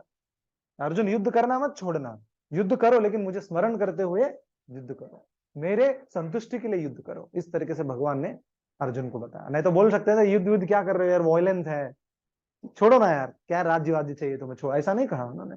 क्षत्रिय है तो तुम्हारा कर्तव्य है, तो वो करना पड़ेगा, युद्ध करना पड़ेगा, लेकिन करते करते क्या करना है, मुझे मत भूल, मुझे अपने जीवन में जोड़ो। यही चीज हमको भी करना है। तो हम भी अलग अलग कार्य करते हैं, हम सब क्षत्रिय तो नहीं है, मान लो कोई सॉफ्टवेयर इंजीनियर है, कोई कुछ है, कोई घर में हाउस वाइफ है, बच्चों को संभाल रही है, हर एक हमारे क्षेत्र में हम भगवान को जोड़ सकते हैं, तब जाके हमारा जीवन संपूर्ण हो। करेक्ट है। तो एक पॉइंट है। तो इस तरीके से उन्होंने इस एंगल से बताया कि भक्ति जो मिला है तो बहुत ही दुर्लभ है, और हम सबको भक्ति प्राप्त हुआ है। करेक्ट। अभी समीक्षा माता जी खास करके काफी सालों से, आई थिंक 2-3 साल तो हो गए, 2 साल तक, हाँ 2020 जब कोरोना का समय आया था तब से जुड़े हैं। तो बहुत उनको रुचि है, मतलब मेरा ऑब्जर्वेशन है, मैं बता रहा हूँ, तो उनको शास्त्रों में बहुत रुचि है। उनके हजारों प्रश्न होते हैं, क्लास खत्म होने से पहले प्रश्न का लिस्ट तैयार होता है उनके पास। तो उसमें क्या जिज्ञासा उनको बहुत है कि ये क्या है, ऐसा क्यों है प्रभु जी, वैसा क्यों प्रभु, उनको जानने की बहुत इच्छा है। तो ये जिज्ञासा जो है हमारे अंदर भी होना चाहिए, हमको भी प्रश्न आना चाहिए कि हम कहाँ से आए हैं, हम कौन है। करेक्ट है कि नहीं? तो ये क्या ये ज्ञान हमें मिलता है स्कूल में? तो स्कूल में कोई चैप्टर है हु वी आर, हम कहाँ से आए हैं, भगवान कौन है, ये कोई बताएगा नहीं आपको, ये आध्यात्मिक ज्ञान से ही मिलता है। करेक्ट है। तो हमें शास्त्र बताते हैं कि हम एक्चुअली आत्मा है, हम ये शरीर नहीं है। हम जनरली क्या समझते हैं, हम ये शरीर है। अभी हम आमने आईने के सामने जाओगे तो क्या दिखता है आपको? शरीर, आत्मा तो दिख नहीं रहा है। करेक्ट। तो हम सोचते हैं हम ये शरीर ही है और सिर्फ शरीर का ही देखभाल करते रहते हैं। करेक्ट है। लेकिन भगवान दूसरे अध्याय में अर्जुन को बताते हैं हम आत्मा है। हम क्या है? शरीर नहीं है, हम आत्मा है। करेक्ट है। तो हम शरीर से अलग है, हम कुछ और है। भगवान और डीप में उसमें एक्सप्लेन करते हैं, अभी तो समय कम है तो मैं बहुत ज्यादा डिटेल में नहीं जाऊंगा। और हम सब आए कहां से, वो एक प्रश्न होता है। करेक्ट है कि नहीं? जैसे हम जब इस दुनिया में, अर्थ है, अर्थ, अभी हम अर्थ पे, करेक्ट है, साइंटिफिकली बात करते हैं तो साथ में और कितने प्लैनेट्स हैं? वीनस है, मार्स है, जुपिटर है, यूरेनस है, सैटर्न है, प्लूटो वूटो, बहुत कुछ है। And then you have a sun in the center. Correct और नॉट? तो ये तो हो गया, इस दुनिया के बाहर क्या है वो भी जानने की जिज्ञासा है साइंटिस्ट के पास, और वो लोग भी इंफॉर्मेशन निकाल रहे हैं। करेक्ट है। लेकिन शास्त्र हमें और हायर लेवल चीज बता रहे हैं। करेक्ट है। क्योंकि अभी ऐसा टेलीस्कोप नहीं आया कि जो बहुत दूर तक जाके और बताए। करेक्ट। अभी लिमिटेड अंडरस्टैंडिंग है हमारे पास। करेक्ट। शास्त्र में बताते हैं कि हम जिस जगत में है उसको भौतिक जगत कहते हैं। क्या कहते हैं? Material world. लेकिन इसके अलावा भी और एक जगत है, उसको क्या कहते हैं? स्पिरिचुअल वर्ल्ड, आध्यात्मिक जगत। करेक्ट है। तो वो आध्यात्मिक जगत और भौतिक जगत, दो जगत होते हैं। करेक्ट है। और भौतिक जगत में 14 लेयर्स है, और हम किस लेयर पे हैं? सेंटर में। और हम जो देख रहे हैं ना, ये मार्स, वीनस, ये सेंट्रल लेयर के प्लैनेट्स है। हम लेयर चेंज नहीं किया अभी। हम आज फर्स्ट फ्लोर में आप अगर हो और आप जिज्ञासा, फर्स्ट फ्लोर में क्या क्या देख लिया, अरे भाई सेकंड फ्लोर भी है, ऊपर भी है, थर्ड फ्लोर भी है, इस तरीके से 14 लेयर्स है। करेक्ट है। तो ऊपर के जो 7 लेयर हैं, ऊपर के जो, उसको कहते हैं उच्च लोक, ऊर्ध्वलोक, और नीचे जो है उसको कहते हैं अधोलोक। तो उच्च लोक मतलब खास करके स्वर्ग, तो अभी नाम अगर बता, भूर लोक, भूवर लोक, स्वर्ग लोक, तपलोक, जनलोक, महरलोक, सत्यलोक, इस तरीके से ऊपर के लेयर है। करेक्ट है। और बीच में क्या है? भूलोक, हम भूलोक में है। करेक्ट है। और उसके नीचे रसातल, तलातल, महातल, पाताल, वो सारे जो 7 लोक होते हैं। करेक्ट है। जो नारकीय लोक कहते हैं इसको। करेक्ट है। तो इस तरह के 14 भुवन है एक्चुअली, 14 लेयर्स, और हम बीच में। तो बीच में होने के कारण जो व्यक्ति बहुत पुण्य काम करता है वो कहा जाएगा? उच्च लोक में। कहते हैं ना दादाजी स्वर्गवासी हो गए। करेक्ट है कि नहीं? स्वर्गवासी मतलब क्या? ऊपर चला गया। ऊपर कहा? भौतिक जगत में ही ऊपर चला गया। और फिर स्वर्ग में जब जाने के बाद उनका जब पीरियड खत्म हो जाएगा, क्योंकि स्वर्ग में जाना परमानेंट नहीं होता।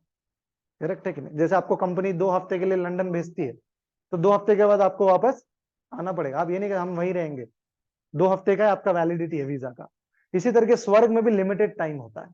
वो जब खत्म हो जाता है वो व्यक्ति फिर भूलोक में आता है और फिर जन्म लेता है, फिर ABCD सीखेगा, फिर उसका जीवन फिर से शुरुआत होता है।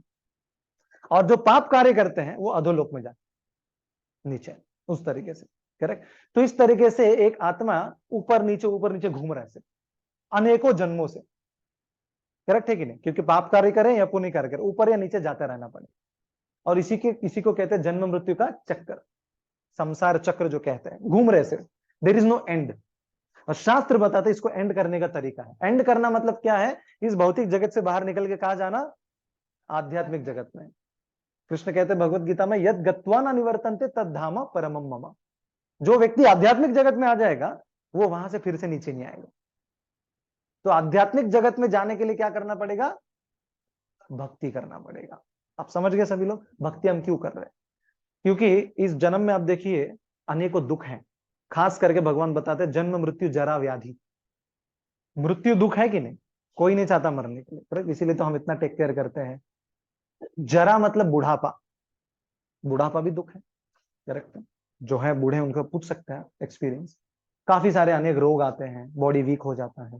हाँ, और व्याधि, व्याधि मतलब बीमारियां, बीमारियों से भी आप छुटकारा नहीं पा सकते हो, बुढ़ापे से छुटकारा नहीं पा सकते, मृत्यु से भी छुटकारा नहीं। और ये तीनों चीज हमें नहीं चाहिए। किसी को चाहिए क्या? कोई तो बूढ़ा बनना है, हम सब हेयर डाई मारते हैं गोदरेज का, तो बुढ़ापा छुपाने के लिए, करेक्ट हो ना? कोई बूढ़ा नहीं बनना चाहता है। और हम सब अभी कोरोना वैक्सीनेशन लिए हैं ताकि हमें रोग ना हो, अच्छा हेल्थी डाइट फॉलो करते हैं, सब कुछ करते हैं, तो ये लेकिन नहीं चाहते हुए भी ये हमें जबरदस्ती मिलता है। सही बात है कि नहीं? कोई अवॉइड नहीं कर, आप कितना भी प्रयास कर लो, आप कितना भी डाई मार लो, कुछ मार लो, आपके बाल तो सफेद होने वाले हैं, करेक्ट है। आप कितना भी वैक्सीनेशन ले लो, आप बीमार पड़ेंगे, आपका कभी पेट खराब हो जाएगा, अब बीमार हो गए, वायरल फीवर हो गया, और आखिर में कितना भी प्रयास कर लो आपको मृत्यु होने वाला, कितना भी प्रयास कर लो। अमर बनने का हिरण्यकशिपु ने प्रयास किया, वो भी वेस्ट चला गया उसका बेचारे का, करेक्ट। तो कितना भी आप प्रयास कर लो, ये तीन प्रॉब्लम से बच नहीं सकते। भगवान कृष्ण बताते हैं ये तीन प्रॉब्लम इसीलिए है क्योंकि आप भौतिक जगत में हो, इधर से बाहर निकलो तो आपका प्रॉब्लम निकल जाएगी। क्योंकि आध्यात्मिक जगत में क्या होता है? शाश्वत जीवन होता है। वहां पे आपका बुढ़ापा, जैसे वैकुंठ कहते हैं, कुंठ मतलब दुख, वैकुंठ मतलब विदाउट दुख, तो ऐसा जगह जहां दुख नहीं होता उसको वैकुंठ कहते हैं। और इसको क्या कहेगा? दुखालयम गया। कितना अपोजिट है देखिए, स्पिरिचुअल वर्ल्ड और मटेरियल एग्जैक्टली अपोजिट है। यहाँ पे केवल दुख है और वहां पे क्या है? सुख ही सुख है, क्योंकि वहां पे शरीर बदलेगा नहीं, वहां पे बुढ़ापा नहीं होगा, वहां पे ये सारी चीजें नहीं होती है। तो एक्चुअली मानव जीवन इसीलिए दिया है, आत्मा को एक चांस दिया है। हमने अनेकों जन्म काटे हैं, अनेकों योनियों में जा चुके हैं, कुत्ता, बिल्ली, शेर या मछली, झाड़, ये सारे चीजें मन जा चुके हैं। तो एक मौका मिलता है आत्मा को, ठीक है, इसको एक टर्निंग पॉइंट देंगे, मनुष्य शरीर दे दे। इधर अगर वो भक्ति कर लिया तो ये पूरे चक्कर को काट के निकल जाएगा। अगर नहीं किया क्या होगा? फिर से उस चक्कर में घूमना शुरू होगा, करेक्ट है।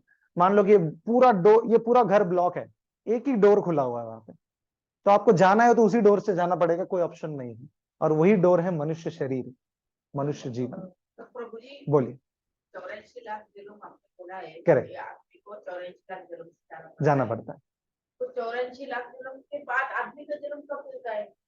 हाँ, तो कैसा होता है? कितने साल हो जाएंगे ना वो? करेक्ट, 84 लाख मतलब कितना हो जाएगा? करेक्ट, तो उसके लिए फिर कैसा है? Correct. मतलब आदमी को एक बार, आप बोलते हैं कि भाई एक बार जन्म मिला तो आदमी को और मतलब पुनर्जन्म भी मिल सकता है। करेक्ट, आदमी करेक्ट, करेक्ट, मानव का जन्म मिल सकता है ना। पर 84 लाख जन्म आप बोलते हैं उस व्यक्ति में, तो वो कब जन्म आएगा उनका? करेक्ट, देखिए कैसा कहा गया है, एक बार अगर हम नीचे के योनियों में चले गए, नीचे के योनि मतलब मानव छोड़कर जो बाकी जानवर या पेड़ पौधे का जो योनि है उसमें अगर हम चले गए, वहां से मनुष्य जीवन मिलना ऑलमोस्ट इम्पॉसिबल है, 84 लाख के बाद ही मिलेगा। लेकिन एक बार मनुष्य जीवन मिला तो अगला जन्म मेरा मनुष्य भी हो सकता है, क्योंकि मैं भक्ति कर रहा हूं और 55% हुआ, कितना बचा है? 45%। अब 45% कंप्लीट करने के लिए फिर से मानव शरीर लगेगा कि नहीं? तो भगवान ने तेरा 45% पेंडिंग है, ये लाइफ में नहीं हो पाया, तेरा टाइम स्पेन एक्सपायर हो गया तुम्हारा, तो नेक्स्ट लाइफ में यू स्टार्ट फ्रॉम 56%। इसीलिए आपने देखा कुछ बच्चे बचपन से ही उनको भक्ति में फुल टेस्ट होता है, देखा होगा एकदम बचपन से श्लोक वो ऐसे ही आ जाते हैं, उसको ज्यादा बताना नहीं पड़ता है। मरने के बाद आत्मा कहाँ जाती है? हाँ, मैं आता हूँ उस पर, आप समझ गए ना? इस तरीके से कंटिन्यू होगा, समझ गए? आपने अगर गलती से छूट भी गया फॉर एग्जाम्पल, आपको कंटिन्यू होगा। भक्ति का मतलब 2.40 में भगवान नहीं बताते, क्योंकि नेहाभिक्रम नाशोस्ति प्रत्यवायो न विद्यते स्वल्पम अप्यस्य धर्मस्य त्रायते महतो भयात।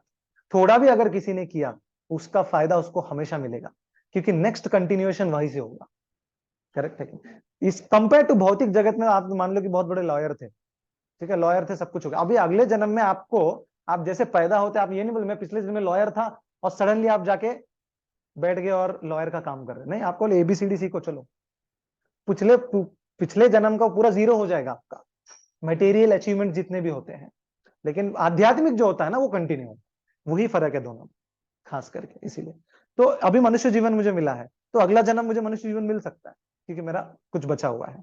उस समय भी अगर मैं 55 से 60 पे आया सिर्फ, तो नेक्स्ट और एक मिलेगा। इस तरीके में अनेकों मनुष्य जीवन ले सकता हूं, ऐसा नहीं है कि अभी मिला है तो नेक्स्ट जन्म फिर जानवर का होगा, ऐसा नहीं है।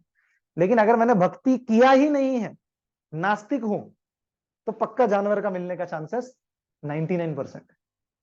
उस तरीके से जानवर के इसमें अगर चला गया, वहां से फिर मनुष्य जीवन मिलना फिर 84 लाख तक रुकना पड़ेगा। प्रकृति ने ये नियम बनाया है, इसीलिए दुर्लभ बोला है। दुर्लभ क्यों बोला है? बार बार अगर मिलता तो दुर्लभ नहीं बोलता। हाँ, अरे मनुष्य जीवन चला गया ना, कुछ नहीं, एक बार कुत्ते का जन्म हो जाएगा, फिर और एक मिल जाएगा आपको, ऐसा नहीं है। 84 लाख रुकना पड़ेगा, बहुत बड़ा टाइम होता है वो। 84 लाख योनिया, मतलब इट्स ए ह्यूज टाइम, इसीलिए दुर्लभ बोला है। अभी हमको सब जो मिला है, बहुत वैल्यूएबल चीज मिला है हमको, इसका अगर फायदा नहीं उठाएंगे तो we will regret later on, अरे यार अच्छा चीज मिला, उसका फायदा नहीं उठा पाए। और ऐसा नहीं कि बहुत कठिन है, बहुत कुछ छोड़ना है, घर बार छोड़ के, संसार छोड़ के, जंगल, ऐसा भी नहीं है। कलयुग में भक्ति को बहुत सरल बनाया है, क्योंकि अनेकों युग में अलग अलग प्रक्रिया थी भक्ति करने की। कलयुग में सिंपल क्या कहा है? भगवान का नामों का जप करना, यही सार है।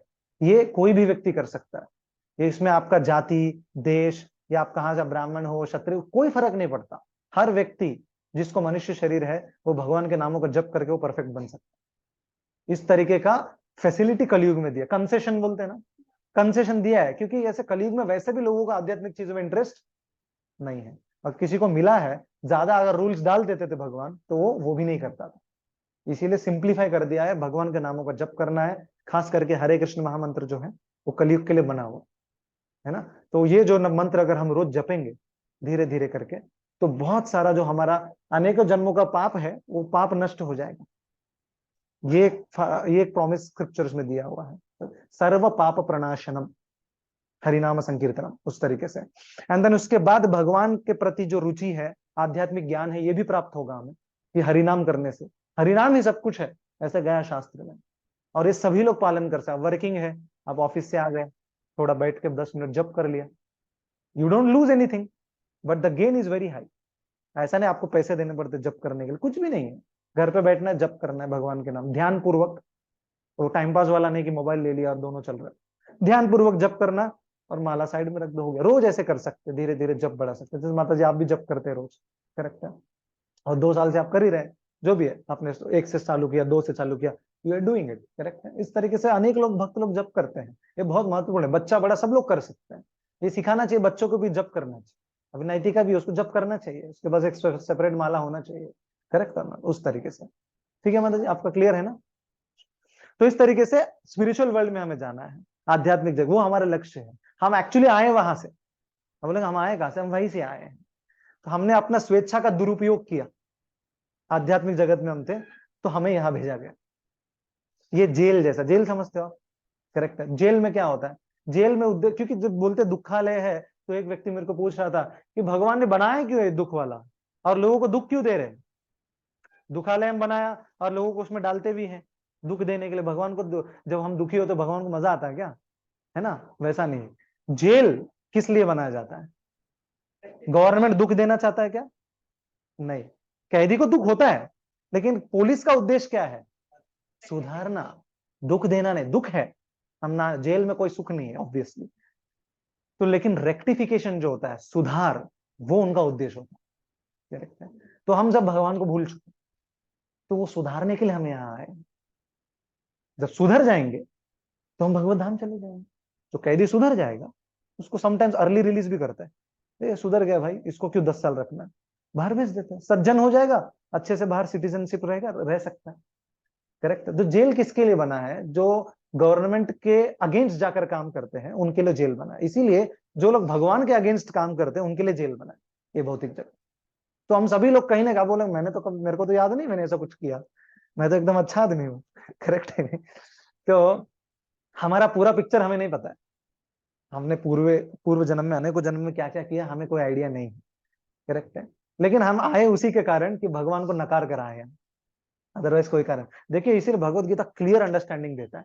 बहुत सारे रिलीजियंस में कंफ्यूजन ही चल रहा है कि हम आए कहां से पता नहीं, आध्यात्मिक जगत क्या है पता नहीं, बस भगवान के पास जाते हैं, मंदिर में जाते हैं, थोड़ा फूल वूल चढ़ा दिया, नारियल चढ़ा दिया, बस हो गया।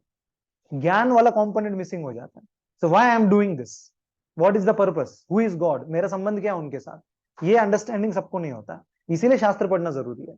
जब भगवत गीता पढ़ते फुल क्लैरिटी मिलता है कि हम क्यों कर रहे हैं, क्यों जप करना है, भाई हमें जाना है आध्यात्मिक जगत, क्यों जाना है, हम वहीं से आए हैं, यहाँ नहीं रहना, यहाँ दुख है, दुख तो सबको दिख रहा है, कोई भी डिनाई नहीं कर सकता। उस तरीके से ये हमारा लक्ष्य, हम आए वहां से। तो हमने अपने स्वेच्छा का दुरुपयोग किया, भगवान को नकारा, तो उस तरीके के जो आत्मा है उनको स्पेशल जगह में डालते, उसको कहते हैं जेल। और जेल का उद्देश्य होता है सुधार, करेक्ट है। और जेल में अगर कोई व्यक्ति है, तो जेल में जो व्यक्ति है उसका एकमात्र लक्ष्य होता है, क्या होता है? बाहर निकलना, करेक्ट है। अगर मान लो जेल में कोई व्यक्ति है और बाहर से एक पुलिस वाला आया, बहुत बड़ा मिनिस्टर है, उसने बोला देखो यार आज मैं अच्छे मूड में हूं, तुमको क्या चाहिए बोलो मैं दे दूंगा, करेक्ट है। तो बुद्धिमान कैदी अगर होगा तो क्या मांगना चाहिए? बाहर निकाल। लेकिन जो बुद्धिमान नहीं है वो कैदी क्या बोलेगा? एक्चुअली मैं जिस रूम में रह रहा हूँ, खाना पीना फ्री मिल रही है।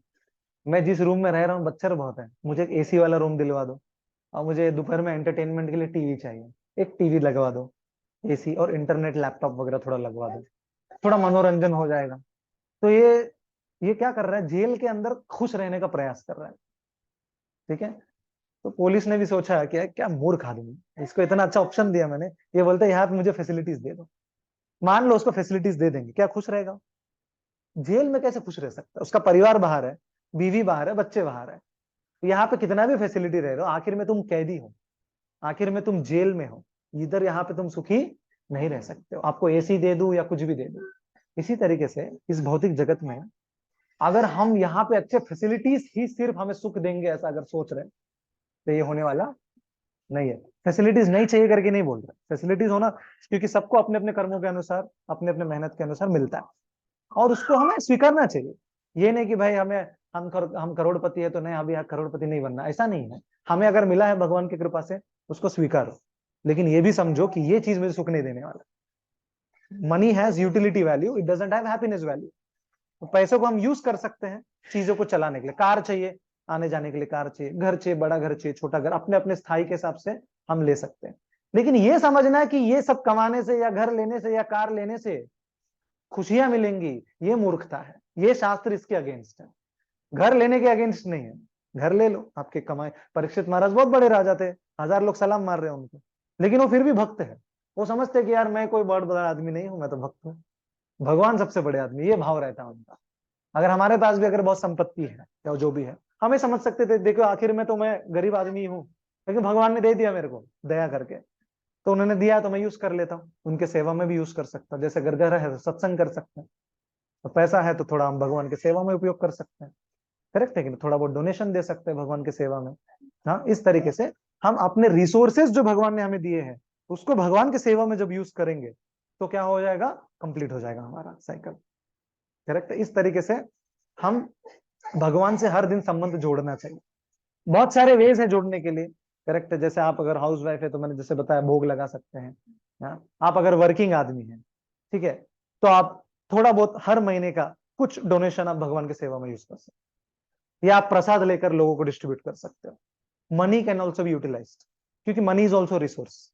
बहुत सारे रिसोर्सेज भगवान की सेवा में हम यूज करते, जैसे हम इस्कॉन में भक्त हैं, जो बहुत सारे भक्त हैं, वो लोग एक छोटा सा परसेंटेज भगवान के डोनेशन में दे देते हैं एवरी मंथ। सैलरी आ गया, उसमें से 2% चला गया भगवान की सेवा में, वो टच नहीं करेगा, करेक्ट, क्योंकि आखिर में सब कुछ भगवान ने दिया, तो कुछ परसेंट तो भगवान को देना चाहिए। सही बात है इस तरीके से, नहीं तो फिर क्या होता है? थियोरेटिकल हो जाता है। हाँ हम भक्त हैं, हम सब क्या कर रहे हो? कुछ कर नहीं रहे। सही बात है कि नहीं? जब सही में भक्त है तो कुछ एक्शन में दिखना चाहिए। हाँ, इस तरीके से हमें भगवान से डेली वो संबंध जोड़ना चाहिए। तो मैं से समराइज करता हूँ। मैंने बात किया स्टार्टिंग में कि मनुष्य जीवन जो मिला सबसे दुर्लभ है, करेक्ट है। और उसके बाद भक्तों का संग मिलना वो सबसे अति दुर्लभ है, और उसके बाद भक्तों के संग में भी भक्ति मिलना सबसे ज्यादा दुर्लभ है। और हमारे अस्तित्व के बारे में मैंने बात किया कि हम शरीर है कि आत्मा है? हम एक्चुअली आत्मा है, करेक्ट है कि नहीं? और हमारा अस्तित्व क्या है? हम आए कहाँ से? आध्यात्मिक जगत से। मैंने समराइज करके दे रहा हूँ, इसके ऊपर हम क्वेश्चन आंसर्स कर सकते हैं। और आध्यात्मिक जगत से आए हैं, किस लिए आए? कारण क्या है? जाना है, लेकिन हम आने का कारण क्या है? हमने क्या किया? स्वेच्छा का दुरुपयोग किया, भगवान को नकार दिया। ये सिंपल लाइन याद, क्या कर दिया? भगवान को नकार दिया। तो जो गवर्नमेंट को नकारता है तो क्या क्या हो जाता है? उसको कहाँ डालते हैं? जेल में डालते रहे। तो इसी तरीके से जब भगवान को नकार दिया तो भगवान ने बोला बेटा ठीक है, थोड़ा सुधरना पड़ेगा तुम्हें, तो जाओ भौतिक जगत में लात खा के आओ। सही बात है कि नहीं? आखिर में तो इसीलिए हम यहाँ पे आए हैं, और अनेकों जन्म से लात खा रहा है। हाँ, correct? तो इसके बाद मैंने बताया कि कैसे जाना है वापस फिर भगवत धाम, भक्ति करके। करेक्ट है, सिंपल। और भक्ति कैसे करना है, सिंपल मार्ग क्या है, भक्तों के संग में। भक्ति करने के लिए सबसे आसान तरीका क्या है, कलयुग में हरे कृष्ण महामंत्र, भगवान कृष्ण का जो मंत्र है। आपको अगर हरे कृष्ण नहीं तो आपको समझो कोई गोपाल मंत्र जो भी है, भगवान के अनेक नाम है, ऐसा नहीं कि एक ही नाम में मोनोपोली है। करेक्ट, अनेक नाम है, तो अनेक नामों में से आप कोई भी नाम जप सकते हैं। खास करके कलयुग में हरे कृष्ण महामंत्र बहुत पावरफुल है। और हम जिस संप्रदाय में है, वैष्णव संप्रदाय में, हम हरे कृष्ण महामंत्र का जप करते हैं। उसमें हरे कृष्णा और रामा 3 वर्ड्स है, इसी को रिपीट करता है। करेक्ट है, तो बहुत पावरफुल मंत्र है।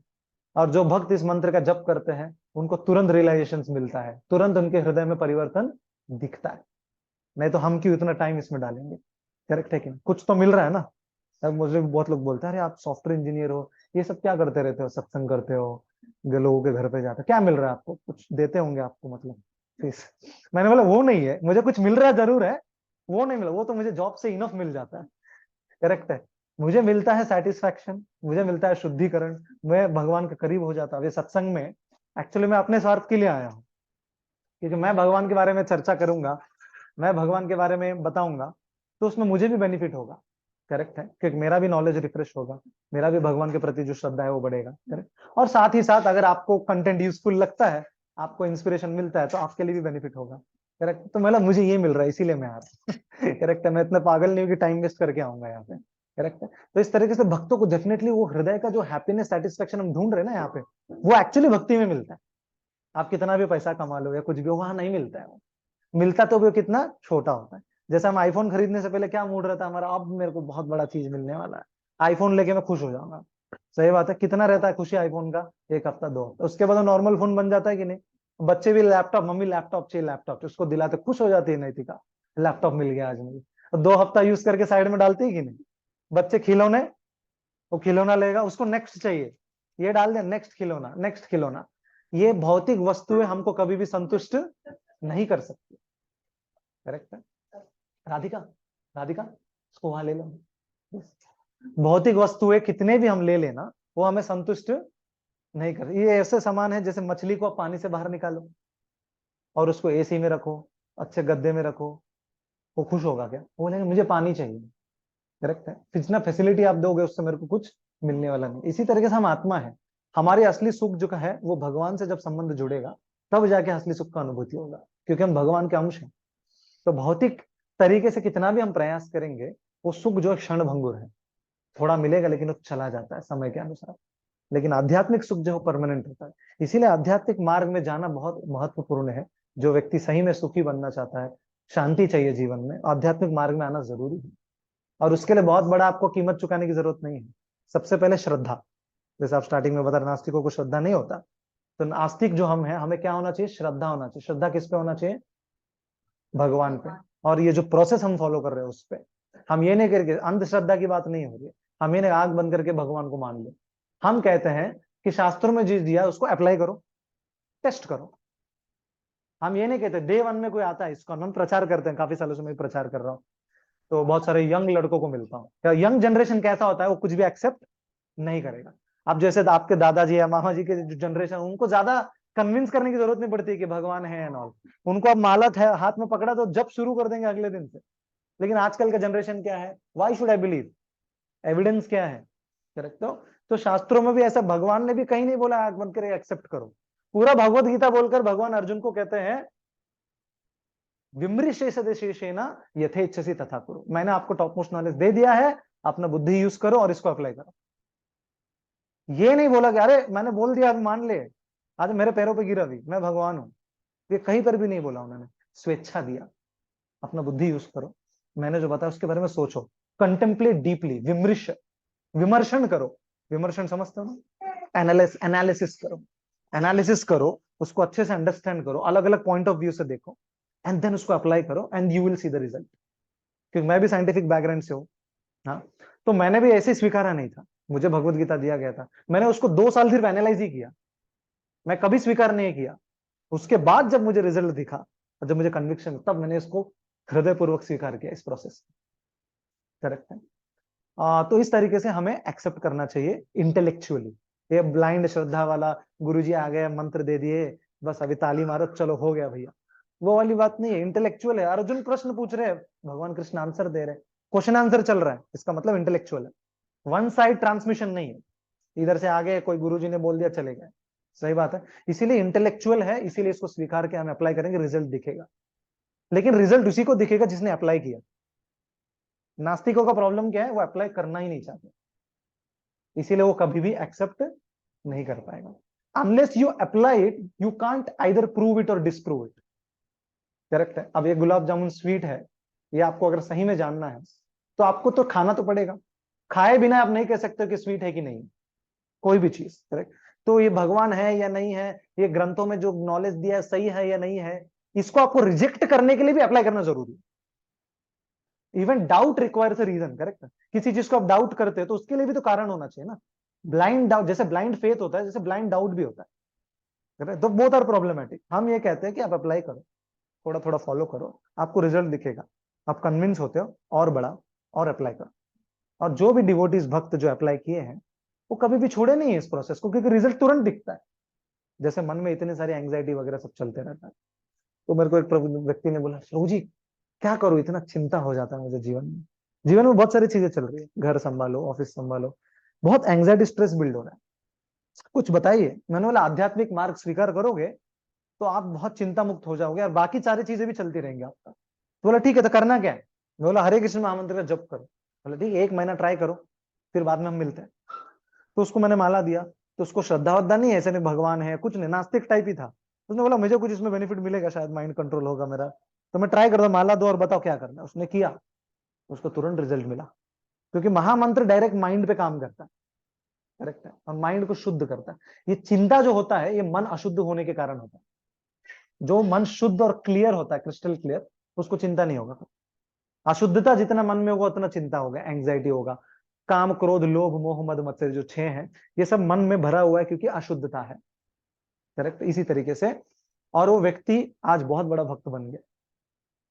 करेक्ट है। इसने स्टार्ट किससे किया, हरे, क्योंकि उसने स्क्रिप्चर्स को अप्लाई किया, अप्लाई करने के बाद रिजल्ट देखा, फिर वो बोला अरे यार सही चलता है, साइंस ऐसे ही चलता है ना। साइंस कैसे चलता है, फर्स्ट यू एक्सपेरिमेंट, रिजल्ट को देखा, result is valid, next experiment, result is valid, next experiment. ये साइंटिफिक प्रोसेस है।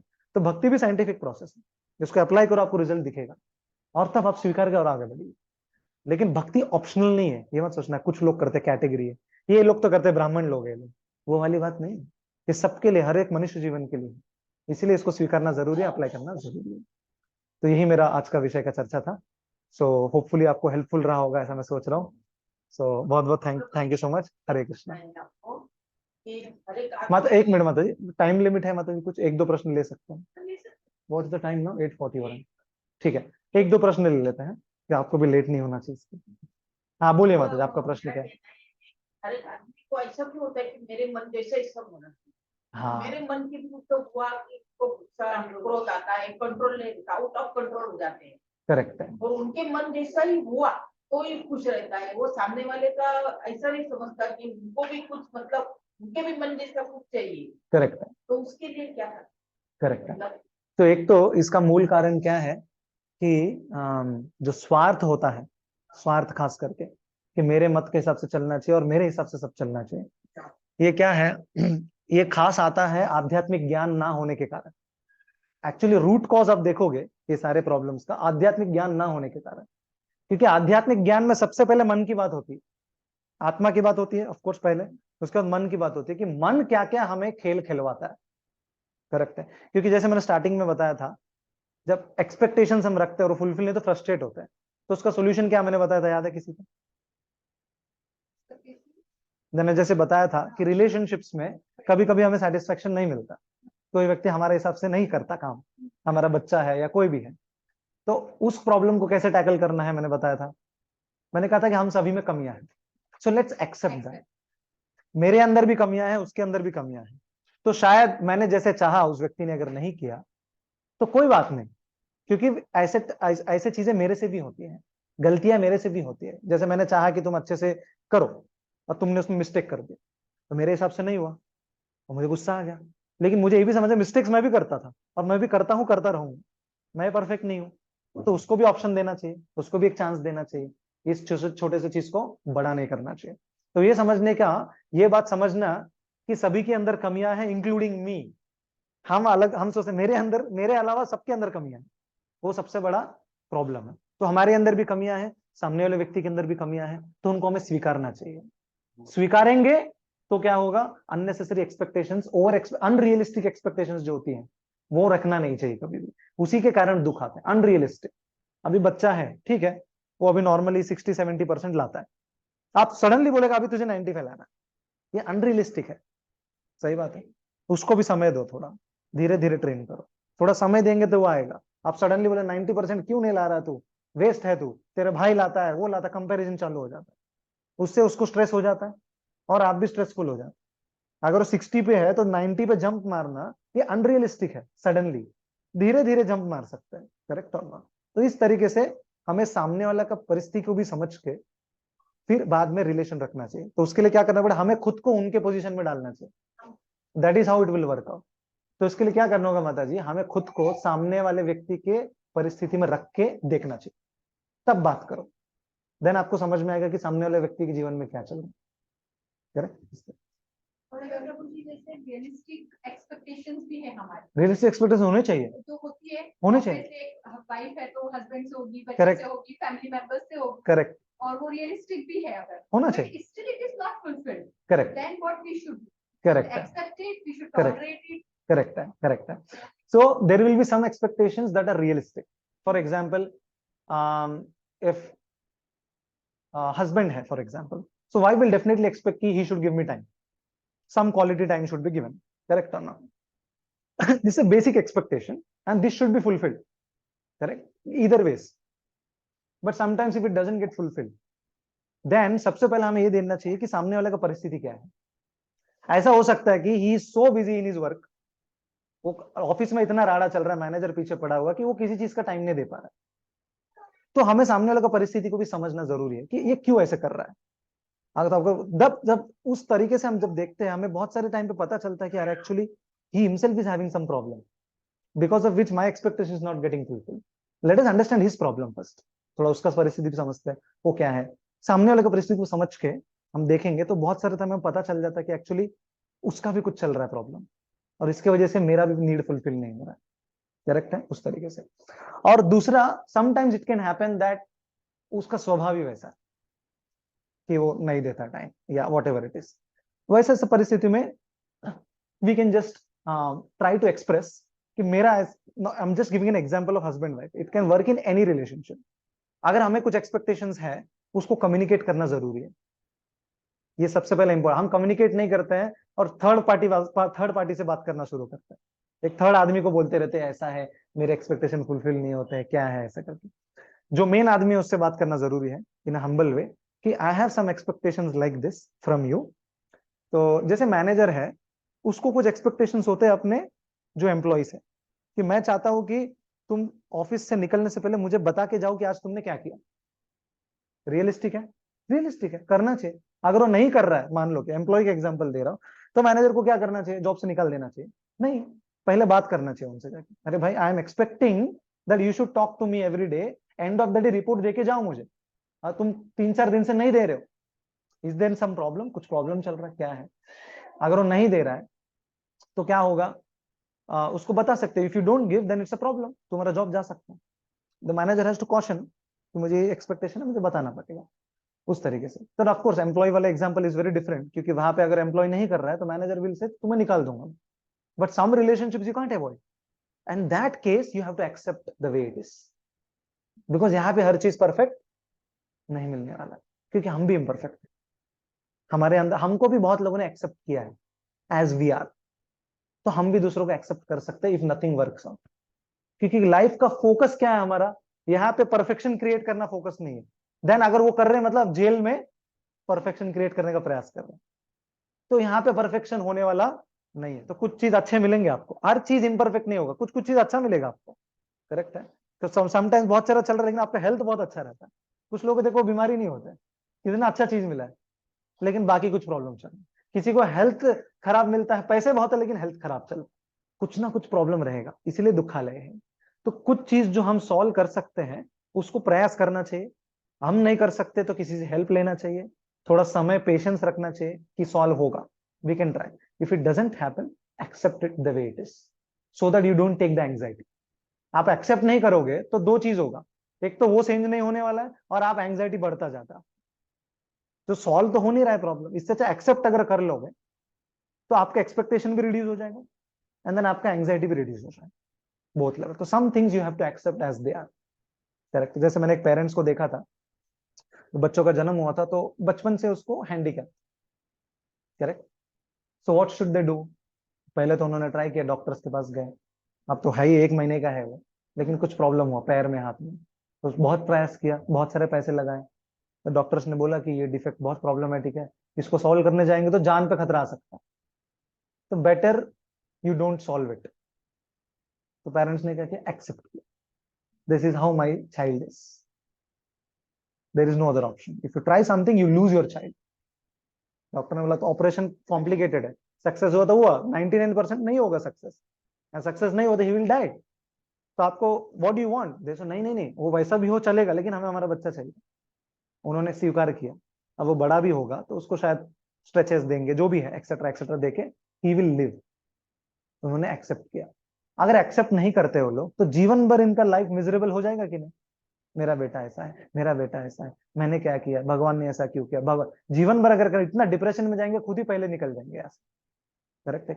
It doesn't work like that, कोई भी प्रैक्टिकल आदमी क्या करता है, एक्सेप्ट करता है, this is how my child is, let's accept. सबको सब परफेक्ट नहीं मिलेगा। तो मुझे आजकल जो केसेस चल रहे हैं उसके बारे में हाँ क्या कर देता, मतलब कि जवान लोग तो आपने सुन ही रहे हैं, सब या समाचार कैसे कैसे आ रहे हैं, उसके लिए कुछ यस मतलब माँ बाप को भी क्या समझना चाहिए उसके बारे में, करेक्ट, मतलब अभी अभी बच्चों के सामने में पता नहीं, हम्म, मतलब रिलेशनशिप में जाते आई नो हैं, आई नो आई नो, फिर उसके बाद सुसाइड करते हैं, करेक्ट तो माँ बाप पर क्या बीतती है, तो Correct. बच्चों ने भी क्या करना चाहिए क्या नहीं उसके बारे में, मतलब माँ बाप ने उनके बारे में कैसा सोचना चाहिए, कैसे Correct. हिसाब से उनको मतलब करना Correct. चाहिए कि ये नौबत नहीं आए। नहीं आए, I will come to that, मुश्किल का किस्सा चल रहा है सर, करेक्ट, दो लड़कियां मुश्किल में जा रही हाँ हैं, हाँ क्या हाँ, क्या करेक्ट हो रहा है, करेक्ट है, वो सब उसके लिए भी थोड़ा सा मतलब ज्ञान थोड़ा बच्चों को अभी से दे दे तो अच्छा है, करेक्ट है, करेक्ट तो है, माँ बाप ने कैसा मतलब उनके लिए करना चाहिए। Correct, make sense. तो आपका क्लियर हो गया माता जी प्रश्न, ठीक है। This is how we have to do, कि आप at the end moment you don't have to take any anxiety, accept it the way it is. ये लाइफ परफेक्ट नहीं होने वाला है और हम यहाँ पे हमेशा रहने वाले नहीं है, लेट्स बी वेरी क्लियर।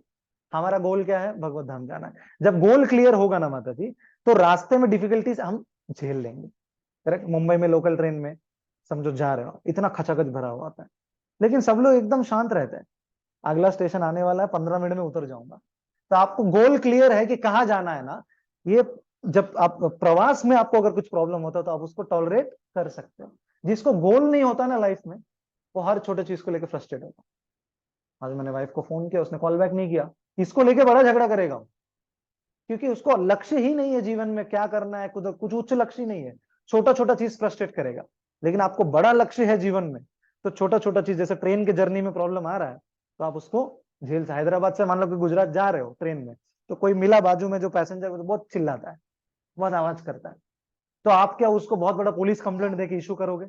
अरे छोड़ो यार, कल सुबह उतर जाएंगे गुजरात में, थोड़ा एक रात निकालना है बस, है कि मैच्योरिटी झेल सकती, क्योंकि मैं अपने घर जाऊंगा आराम से शांति से बैठूंगा, आपको पता है मैं जाऊंगा अच्छे से मेरे घर पे बैठूंगा। इसी तरीके से जो भक्त है उसको पता है कि मैं आध्यात्मिक जगह जाऊंगा, भगवान के पास चला जाऊंगा, अभी जो प्रॉब्लम्स आ रहे हैं इसको मैं सिर्फ हैंडल करना है, जितना बेस्ट पॉसिबल उतना हैंडल करना है, करेक्ट ना।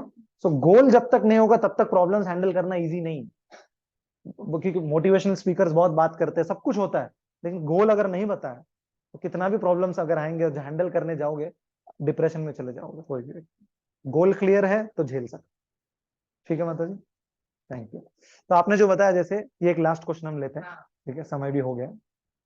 काफी महत्वपूर्ण प्रश्न है एक्चुअली, आजकल के जो बच्चे हैं, मॉडर्न जनरेशन, प्राइमरी रीजन ये है कि एक्सपोजर बढ़ गया है, primarily because of internet and television, ये दो मूल कारण है, क्योंकि कुछ समय पहले ये ज्यादा नहीं था, तो बच्चे जो है माँ बाप के संरक्षण में रहते थे और उनको ज्यादा एक्सपोजर नहीं था कि बाहर की दुनिया में क्या चल रहा है, बाजू के गली में क्या चल रहा है, दे डोंट नो मच, तो माँ बाप के कंट्रोल में है सब कुछ, everything is monitored. Now it is very difficult to do that, because हाथ में फोन है मतलब the whole world is with you. यहाँ पे आप कुछ भी देख सकते हो, कुछ भी ओपन कर सकते हो, किसी से बात कर सकते हो, सब कुछ कर सकते हो। Television are going on, right, and lot of things are there. बच्चे कॉलेज में भी जाते हैं। नाउ ऑफ कोर्स कैसा है कि आप तो कॉलेज में उसके साथ नहीं जा सकते हमेशा, and you have no idea what the child is doing, correct. तो इसीलिए क्या है, एक लेवल पे मैं बात करता हूँ, उसके फिर मैं दूसरे लेवल पे आता हूँ। फर्स्ट लेवल ऐसा होता है माता जी कि ये जो ट्रेनिंग है ये एक्चुअली माँ बाप का रेस्पॉन्सिबिलिटी है, इट्स नॉट प्राइमरली बच्चों का। क्योंकि बच्चा बचपन में अज्ञानी होता है, उसको जो हम सिखाते हैं वो सीखता है, करेक्ट है कि नहीं।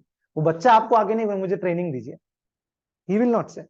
पेरेंट्स को इनिशिएटिव लेना होता है कि आई हैव अ सन और अ डॉटर, और मुझे प्रॉपर इसका कैरेक्टर बिल्डिंग कराना है, and that is done easily by spiritual knowledge. जब आध्यात्मिक चीजें सिखाते हैं उसमें ऑटोमेटिकली कैरेक्टर बिल्डिंग आ जाता है। जैसे कोई अगर भगवत गीता पढ़ लेता है उसका कैरेक्टर एकदम स्ट्रांग बन जाता है, करेक्ट। तो ये बचपन से ही सिखाया जाता है।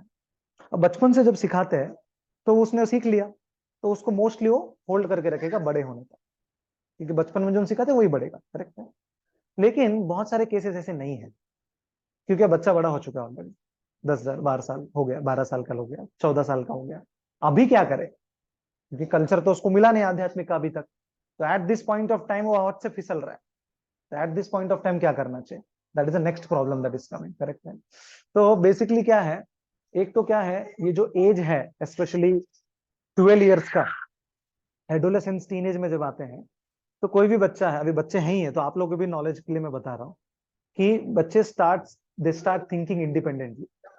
इंडिपेंडेंस आना स्टार्ट हो जाता है। उसके पहले बच्चा मुन्नू मुन्नू सा मम्मी चॉकलेट लॉलीपॉप चलता है, लेकिन जैसे बड़ा बड़ा होता है उसको इंडिपेंडेंस का फील आना स्टार्ट होता है कि मैं भी कुछ हूँ, मेरा सेपरेट होना चाहिए, मेरा सेपरेट फोन होना चाहिए, मेरा सेपरेट गाड़ी होना चाहिए। धीरे धीरे वो फीलिंग्स आते हैं, which is very natural in that age group, adolescence वाला, करेक्ट है। लेकिन तो हमें उसको फैसिलिटेट करना भी जरूरी है, लेकिन हमें ऐसी चीजें फैसिलिटेट नहीं करनी चाहिए जिनसे वो लोग प्रॉब्लम में चले जाए। लाइक फॉर एग्जाम्पल एक पेरेंट्स को मैं जानता हूँ, तो अभी उनकी डॉटर जस्ट 10th कंप्लीट की है, 11th कंप्लीट की है, correct. Now she is asking for a smartphone, और मम्मी का स्मार्टफोन यूज करने के लिए देते थे, वो बोले मुझे सेपरेट चाहिए, खुद का स्मार्टफोन चाहिए, करेक्ट है। Now it is very risky, correct है, because the moment smartphone goes and internet goes, you can't monitor everything, and it opens up a lot of risk. I am not telling कि problem होगा पक्का, लेकिन 90% of the cases it will end up into problems, correct है। तो उस case में parents ने क्या किया, दे सकते हैं स्मार्टफोन नहीं दूंगी तुम्हें, तुम्हें मेरे को पढ़ाई के लिए चाहिए, पढ़ाई के लिए चाहिए, then you take my phone, use my phone, मेरे सामने बैठो करो, यूज करो, मैं दूंगी, तुम्हारा जैसे हो जाएगा मेरे को वापस दे दो, I will not give a private phone. और समझो कि उसने बोला कि मुझे मूवी के लिए जाना है, मूवी देखना है, दैट्स अ डिमांड। तो उस फादर ने उसको फुलफिल किया। हम लोग उसको कुछ डिज्नी वर्ल्ड या कुछ ऐसा कुछ कार्टून टाइप मूवीज है, वो देखना है। तो you can't reject everything, some things you can fulfil so that the child is pacified, but make sure that you don't fulfil those things. ऐसी चीजें मत फुलफिल करें जिससे कि वो प्रॉब्लम में पड़ जाए। अगर आप मूवी जा रहे हैं, अगर आप साथ में जाते हो मूवी के लिए, it's not a very big problem. Movie देखने की आदत है, आप साथ में जाइए, मूवी पॉपकॉर्न खिलाओ, जो भी है घर पे लेके आ जाओ, all dean done. This is in case अगर बच्चे को कल्चर नहीं मिला है, spiritual culture, you are in the mid thinking कि अभी मेरे को कल्चर देना है, और कल्चर सडनली चेंज नहीं होगा, करेक्ट है। Then but you should not be fulfilling everything that the child asks, because वो चाइल्ड को भी पता नहीं है कि वो उसके लिए बेनिफिशियल है या नहीं, करेक्ट है। अब ये गौरांग है, तो समटाइम्स आई हैव दिस, मैं सुबह आरती करता हूँ, तो अगरबत्ती है, तो अगरबत्ती ऐसे मैं साइड में लगा, तो ये जाके सीधा पकड़ने के लिए जाता है, करेक्ट है। Now I can't allow that, correct है। मैं फ्लावर्स भी ऑफर करता हूँ, तो फ्लावर्स पकड़ने आता है, आई allow that, because that is not problematic. But अगरबत्ती इज प्रॉब्लमेटिक, क्योंकि अगरबत्ती में हाथ डालेगा तो जल जाएगा, करेक्ट है। तो we have to make sure that we don't deny their needs, but we fulfil only those needs that are beneficial for them. लेकिन प्रॉब्लम क्या आता है, जो हम समझते हैं कि ये बेनिफिशियल नहीं है उसके लिए, उस पर जिद लगा रहता है उनका कि नहीं ये हमें चाहिए ही चाहिए, ऐसे कैसे आप बोल सकते हैं, ठीक है। तो उस समय we have to become a little bit strict. थोड़ा स्ट्रिक्ट रहना, हार्श रहना इज रीजनेबल, ये उनके भलाई के लिए, करेक्ट। अभी टीचर भी स्ट्रिक्ट रहती है स्कूल में, नाइटी का टीचर स्ट्रिक्ट रहती है, क्यों रहती है? टीचर को दुश्मनी है आपसे, क्यों रहती है बताओ? अपने को सिखाना सिखाना चाहती है आपके वेलबींग के लिए, करेक्ट और not, it's for your wellbeing. Correct. So you should also appreciate that the parents भी जब स्ट्रिक्ट होते हैं इट्स फॉर आवर वेलबींग. तो we also should be mature enough from the child's perspective that हम उसको स्वीकारें कि माँ बाप जो बोल रहे हैं वो जानते हैं इसीलिए बोल रहे हैं, तो हमें उसको कोऑपरेट करना चाहिए, हर चीज में जिद नहीं करना चाहिए basically. So this is how primarily parents का रेस्पॉन्सिबिलिटी है. And if child is open minded, सुनता है थोड़ा बहुत, उसको भी हम समझा सकते हैं, काउंसिल कर सकते हैं. काउंसिलिंग के लिए कुछ कुछ अवेलेबिलिटी है. स्पिरिचुअल काउंसिलिंग कर सकते हैं, या अगर बहुत ज्यादा माइंड डिस्टर्ब है तो साइकोलॉजिकल काउंसलिंग कर सकते हैं. उस तरीके से कुछ ना कुछ करके we can try to reduce the impact. We may not be able to remove the problem, क्योंकि ऑलरेडी अगर प्रॉब्लम में एंटर कर चुके तो प्रॉब्लम से बाहर लाना शायद डिफिकल्ट होगा, लेकिन उसको रिड्यूस कर सकते हैं उसका इम्पैक्ट. तो इस तरीके से पेरेंट्स को प्राइमरली ट्रेनिंग मिलना चाहिए. This is how I start. Parents को ट्रेनिंग मिलेगा, ऑटोमेटिकली बच्चे को मिलेगा. सिंपल. ठीक है माता जी. मुझे एक हाँ. छोटा सॉरी पूछना चाह रहा था। बोलिए प्लीज. प्रभु जी, हम चाहते हैं कि कोई सा भी लड़का या दोस्त है उसको भी एक भक्त बनाना चाहते हैं. करेक्ट. Very good. तो लेकिन वो मानता नहीं. करेक्ट है. बोलता है कि नहीं मैं सब नहीं मानता भगवान. करेक्ट है. तो उसको तो भी बताते हैं, एग्जाम्पल्स बताते हैं, तो भी नहीं मानता, तो क्या करना. करेक्ट है. ठीक है. तो इसमें दो चीजें हैं. एक तो सबसे पहले जब हम किसी को भक्त बनाने का प्रयास करते हैं, ठीक है, तो जनरली वी माइट थिंक कि हम ऐसे उसको कुछ बहुत ज्ञान देंगे, आधे घंटे का क्लास देंगे तो भक्त बन जाएगा. Generally doesn't work like that. Sometimes it works, generally doesn't work. तो कैसे कोई भक्त बनता है? जब वो दूसरे व्यक्ति का आचरण देखता है ना, तब वो भक्त बनता है. अगर हम भक्ति में आते हैं, हम किसी को भक्त को देख के ही आते हैं. करेक्ट है ना? किसी भक्त को देखा, अरे ये क्या इनका नॉलेज है, या क्या पीस ऑफ माइंड है, क्या क्लैरिटी है, क्या कैरेक्टर है, ये इंस्पिरेशन जब हमें मिलता है तो हम सोचते हैं मुझे भी इसमें जाना है. सिर्फ ड्राई ज्ञान से कोई बनता नहीं. करेक्ट है ना? हमें सब जीवन में देख, आप भी भक्ति में किसी से तो आप इंस्पायर होके आए. हाँ, करेक्ट है ना? तब जाके आपको लगे मुझे कमिट करना है. करेक्ट. सब लोग ऐसे इंस्पायर होके आते हैं. तो हम कभी कभी उनको बता सकते हैं चीजें कि ये ऐसा है, आत्मा जो भी है. एट द सेम टाइम जब हम उनके साथ रहते हैं, हमें आइडियल बिहेवियर और कैरेक्टर एग्जिबिट करना चाहिए. करेक्ट है ना? तो एक हस्बैंड वाइफ कपल है, मैं जिनको जानता हूँ. वाइफ अभी अभी भक्ति में आई है, ठीक है, तो उसका डिजायर क्या है, हस्बैंड भी भक्ति में आना चाहिए, which is very good and natural. But इसका शॉर्ट टेम्पर्ड नेचर है, किसका? वाइफ का. ठीक है. और हस्बैंड भी देख रहा है, ठीक है भक्ति में आई है, वेरी गुड, नो वरीज. तो किसी दिन उनके बीच में थोड़ा सा झगड़ा हो और इसने चिल्लाना शुरू कर दिया. और इसका भी 3 साल हो गया भक्ति में, और धार धार लेफ्ट राइट चिल्ला दिया. हस्बैंड ने बोला अभी तेरे को देखने के बाद तो मैं भक्ति में आऊंगा ही नहीं, क्योंकि तेरे जैसा मेरे को नहीं बनना. क्या हो गया? उसने गलत एग्जाम्पल सेट कर दिया. अगर तुम भक्ति में हो तो तुम आइडियल कैरेक्टर अगर नहीं दिखा रहे हो, तुम्हारा खुद का गुस्सा कंट्रोल नहीं हो रहा है, तुम क्या प्रीचिंग कर सकते? तो हस्बैंड ने बोला मेरे को भक्त तो बनना ही नहीं है, छोड़ दे, थैंक यू, हरे कृष्णा. फिर वो वाइफ ने जब बताया तो उसको समझाना पड़ा कि भाई तुम पहले अप्लाई करो, फिर बाद में प्रचार करो. सही बात नहीं. तो इसीलिए बहुत दोनों साइड से होता है. समटाइम्स हस्बैंड भी चाहता है. हाँ, सबसे पहले हमारा दिमाग अगर शांत नहीं है, हम जाके प्रचार कर रहे हैं, ये है, छोटा सा पिन लगा दिया तो हाँ करके हमने कर दिया, तो मैंने बोला भाई इसका ही सेल्फ कंट्रोल नहीं है, हमको क्या सिखाएगा. सही बात है. तो इसीलिए पहले भक्त अगर किसी को बनाना है तो हमें उसको अप्लाई करना चाहिए. तो सामने वाला जब देखेगा, आपका नाम क्या बेटा? शौर्य. तो सामने वाला जब देखे, अरे शौर्य कितना शांत है, शौर्य कितना सज्जन है, शौर्य अपने माँ बाप को कितना रेस्पेक्ट देता है, शौर्य हमेशा माला जप करता है, भगवत गीता के श्लोक आते हैं शौर्य को, जब वो देखेगा तो ऑटोमेटिकली वो भी भक्त बन जाए. आपके लेक्चर के बिना भी वो भक्त बन जाए. करेक्ट है कि नहीं? ऐसा ही दोस्तों को पता नहीं. प्रभु जी, मैं एक ही मिनट लूंगा. आप 10 मिनट लीजिए. नहीं, और आप बाद में आंसर दे सकते. कोई बात, बोलिए ना. एक सवाल ये है, हाँ. जो ज्ञानी है, जैसे आप जो ज्ञान दे रहे हैं, जैसे ज्ञानी बहुत महापुरुष भी हुआ है, हाँ. ऋषि मुनि भी हुए हैं. करेक्ट. पर वो ज्ञानी मुनि जो कहना चाहिए कि उनको 1 सेकंड में गुस्सा आके वो श्राप दे के मर जाए, वो मर जाए, ऐसा क्यों करते? करेक्ट है. सबसे बड़ा पॉइंट ये है. Very good. अच्छे ऋषि मुनि, उनके पास अच्छी विद्या है, गुड. उनका 1 सेकंड में इतना टेम्पर क्यों होता है? करेक्ट. मतलब उनका या तो फिर मेंटल बैलेंस नहीं, या वो ज्ञानी नहीं है. देवी के हिसाब से ज्ञानी नहीं है. करेक्ट. उसको क्रोध आता है, वो ज्ञानी कहते हैं. Correct. Then he can donate. Correct.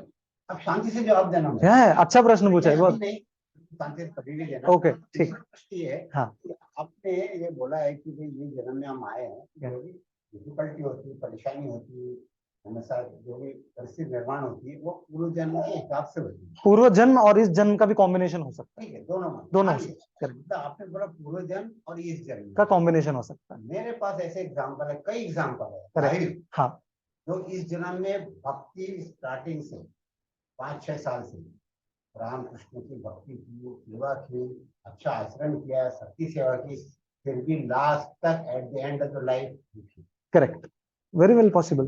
दो का। करेक्ट, दो क्वेश्चन फिर तो 2-3 पॉइंट क्लियर करें तो I may incline to definitely, and there are very clear answers for this. This are very common questions actually. Yeah this is very, मैं अभी दे देता हूँ, शॉर्टली बता देता हूँ। You more details if you want I can share later on.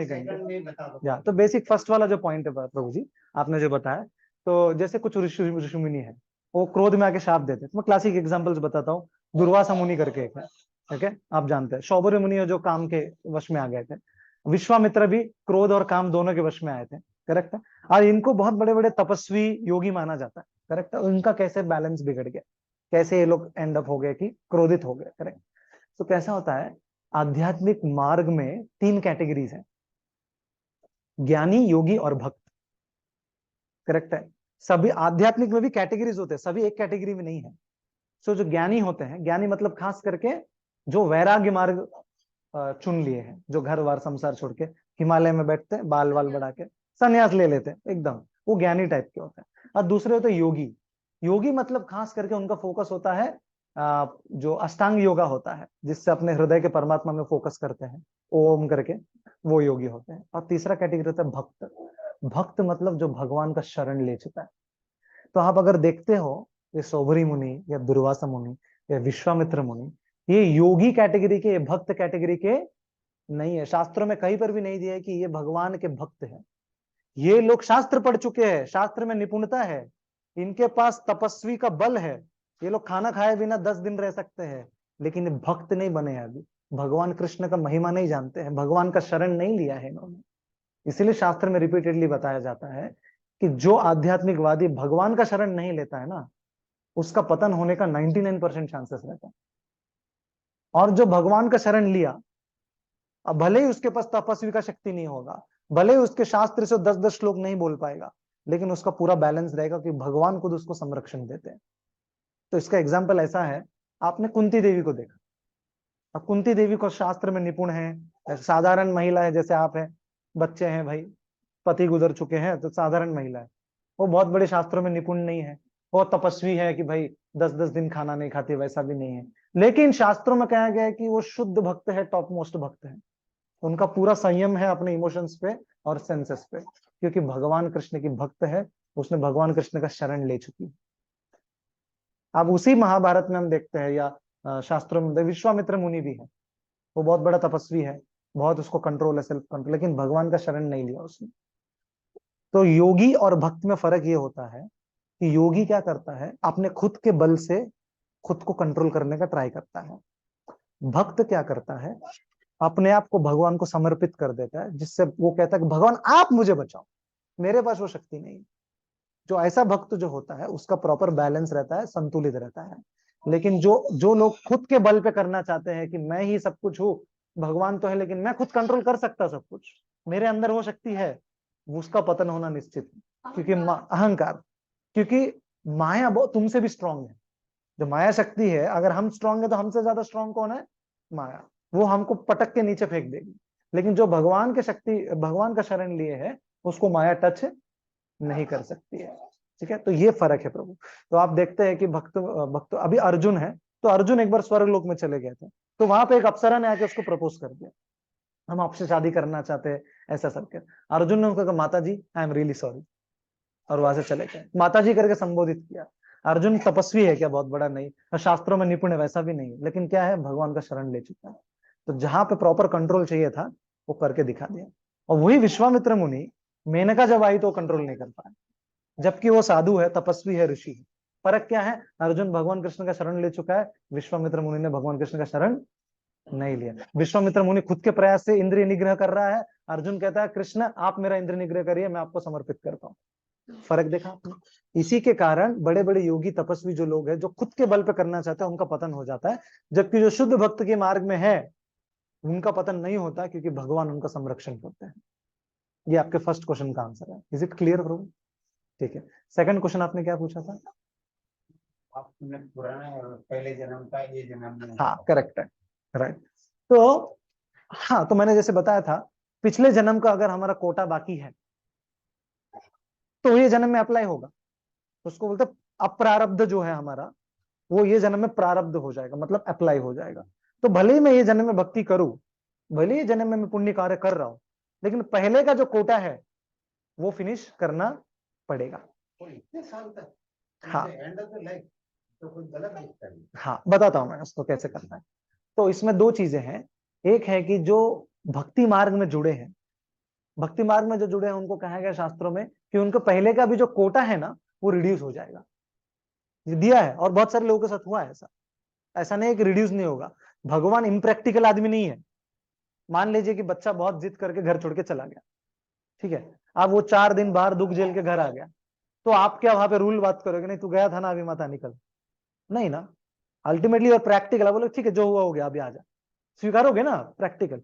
तो क्या हम अगर भगवान को भूल गए और बहुत सारे पाप किए हैं, और बहुत सारे पापों का सजा मिलना है, और अगर आप भगवान का शरण लेते हैं, तो आपको क्या भगवान, नहीं भाई तेरा तो 99 ईयर्स का बचा है अभी, तू भक्ति कर, लेकिन 99 ईयर्स तो तेरे को झेलना पड़ेगा, मैं छोड़ूंगा नहीं। इतना इम्प्रैक्टिकल आदमी नहीं है भगवान, व्यक्ति है। करेक्ट है। तो वो अगर देखते हैं कि हम बहुत सिंसियर है भक्ति में, और 99 ईयर्स का सजा बचा हुआ है हमारा, तो भगवान उसको रिड्यूस कर देते हैं। बोलते हैं तू अभी सिंसियर, मैं, भगवान का इच्छा क्या है? परिवर्तन, सुधार। अगर सुधार हो रहा है तो फिर सजा देने की जरूरत है क्या? Not required. तो भगवान उसको रिड्यूस करते हैं, समटाइम्स 0 भी बना देते। जैसे क्लासिक केस क्या है? अजामिल। भागवत में आप बोलेंगे ऐसा हुआ है? भागवत में उदाहरण है। भागवत में अजामिल जो था, वो नरक जाने वाला आदमी था, क्योंकि जीवन भर उसने, मतलब हिंदुओं ने पाप किया, लेकिन भगवान ने उसको एक्सटेंड कर दिया। 88 ईयर्स में मरने वाला था वो, भगवान ने 10 ईयर्स का एक्सटेंशन दिया। वो बोला ये 10 ईयर्स में तुम प्रूव करो, भक्ति करो, सिंसियरिटी प्रूव करो, तुम्हारा कोटा 0 करूंगा, और भगवत धाम भी लेके जाऊंगा इसी जन्म में। और लेके गए, शास्त्र में दिया है वर्णन, ये मैं नहीं बोल रहा, भागवत में दिया हुआ। ऐसे अनेक उदाहरण है। तो इसीलिए भगवान का शरण जब लेते हैं और सिंसियरिटी व्यक्त करते हैं ना, तो जो 99 ईयर्स का भी अगर सजा है ना प्रभु, वो रिड्यूस होता है। करेक्ट है। अगर हम भगवान का शरण नहीं लिए, तो फिर नॉर्मल जो व्यक्ति है, अभक्त है, उसको वो पूरा झेलना पड़ेगा। नहीं, प्रभु जी पापा कह रहे हैं कि भक्ति कर रहे हैं फिर भी दुखी क्यों? हाँ करेक्ट, भक्ति कर रहे फिर भी दुखी क्यों है? सर कोई आपसे काफी लोगों से मेरा इंटरेक्शन है, नोबडी कैन रिप्लाई पर, अब बुरा मत मानना। नहीं ठीक है ना। हाँ, पर ये जो साइकिल है इसको समझता नहीं। पुराने का हिसाब ये जन्म में, और ये जन्म में लास्ट तक, एंड ऑफ द लाइफ तक यही जन्म में भुगतने का, तो इतना पाप कौन कर सकता है एक जन्म में? क्यों नहीं कर सकते? इतना पाप नहीं जैसे फॉर एग्जाम्पल आपने देखा है कि पाकिस्तान में कोई टेररिस्ट जाके ऐसे 100 बच्चों को मार दिया स्कूल में। डोंट यू थिंक वो सबसे बड़ा पाप है? तो उसका सजा कितना मिलना चाहिए? आप देखिए, इनोसेंट बच्चों को, 100 बच्चों को उसने मार दिया, कितना सजा मिलना चाहिए? फिर ऐसे आदमी का फिर मानव जन्म में क्यों जन्म होता है? आप बोल रहे हाँ, हैं ऐसा पाप किया, हाँ, तो मारा, हाँ, फिर उसी आदमी का मानव जन्म में होता है और वो भक्त बनता है, तो उसके बुरा माफ क्यों नहीं होते? होते हैं ना माप। मैं वही बोला, अजामिल का माप हुआ ना। आज तक वही तो वो एक दो एग्जाम्पल हो सकते हैं। नहीं ऐसा नहीं है। आप जरा शांति से विचार करना। हाँ ठीक है। आप कभी भी, मतलब कोई आज भी 2 साल बाद भी आपको आंसर मिले पक्का, then I will say, ठीक है, चलेगा, चलेगा, नो प्रॉब्लम। मतलब वो प्रभु जी मन परिवर्तन की बात है ना, भक्ति ऊपर से करते हैं, अंदर से वो ही चलता है, मतलब वो मन परिवर्तन नहीं होता है, वो वजह है। मानसिक प्रवृत्ति के मैं भाई आपको मैं लाइव एग्जांपल दे सकता हूँ, ऐसा कुछ नहीं, बस शास्त्रों में लाइव एग्जांपल्स है, जिन्होंने भक्ति किया है उनका कम हुआ है। सर वो ठीक है, आज की तारीख में बताओ ना मुझे। आज की तारीख में जो भक्त अप्लाई कर रहे हैं अपने जीवन में, जो भक्ति कर रहे हैं, आप उनसे पूछ के उनका अनुभव ले सकते हैं। That will be the best testimony for you. और क्या है कि नहीं? जो कर रहे हैं उनसे पूछिए आप। करेक्ट, ठीक है, चलेगा। तो हम अब यह विराम लेते हैं। तो सभी का बहुत बहुत धन्यवाद। कोई और प्रश्न अगर है तो डेफिनेटली आप पूछ सकते हैं। नहीं अच्छा है, प्रश्न पूछना चाहिए, ये बहुत अच्छा बात है। और कुछ कुछ प्रश्नों का आंसर शायद अभी एट दिस पॉइंट पूरा नहीं समझ में आया हो, शायद बाद में समझ में आ सकता है, ऐसा भी है। आप कहनी है मेरे से ज्यादा ज्ञान है आपको, पर मैं आपको बता दे रहा हूँ कि इस चीज में मेरे को ऐसा कोई आदमी नहीं मिला जो सही आंसर दे। हम डिस्कस करते हैं ना, टेंशन मत लीजिए, वी विल डिस्कस डेफिनेटली। मेरे को आपका पॉइंट ऑफ व्यू समझना है, then I can answer, because from what background you are coming I have to understand that, otherwise my answer will not make sense. Correct? Thank you. Okay, thank you so much. ग्रंथराज श्रीमद् भगवद गीता की, श्रील प्रभुपाद की, श्री कृष्ण भगवान की। हरे कृष्णा। बहुत बहुत धन्यवाद। बहुत अच्छा, बहुत अच्छा आपने बहुत अच्छा समझाया। हरे कृष्णा। नाश्ते में एक मिनट।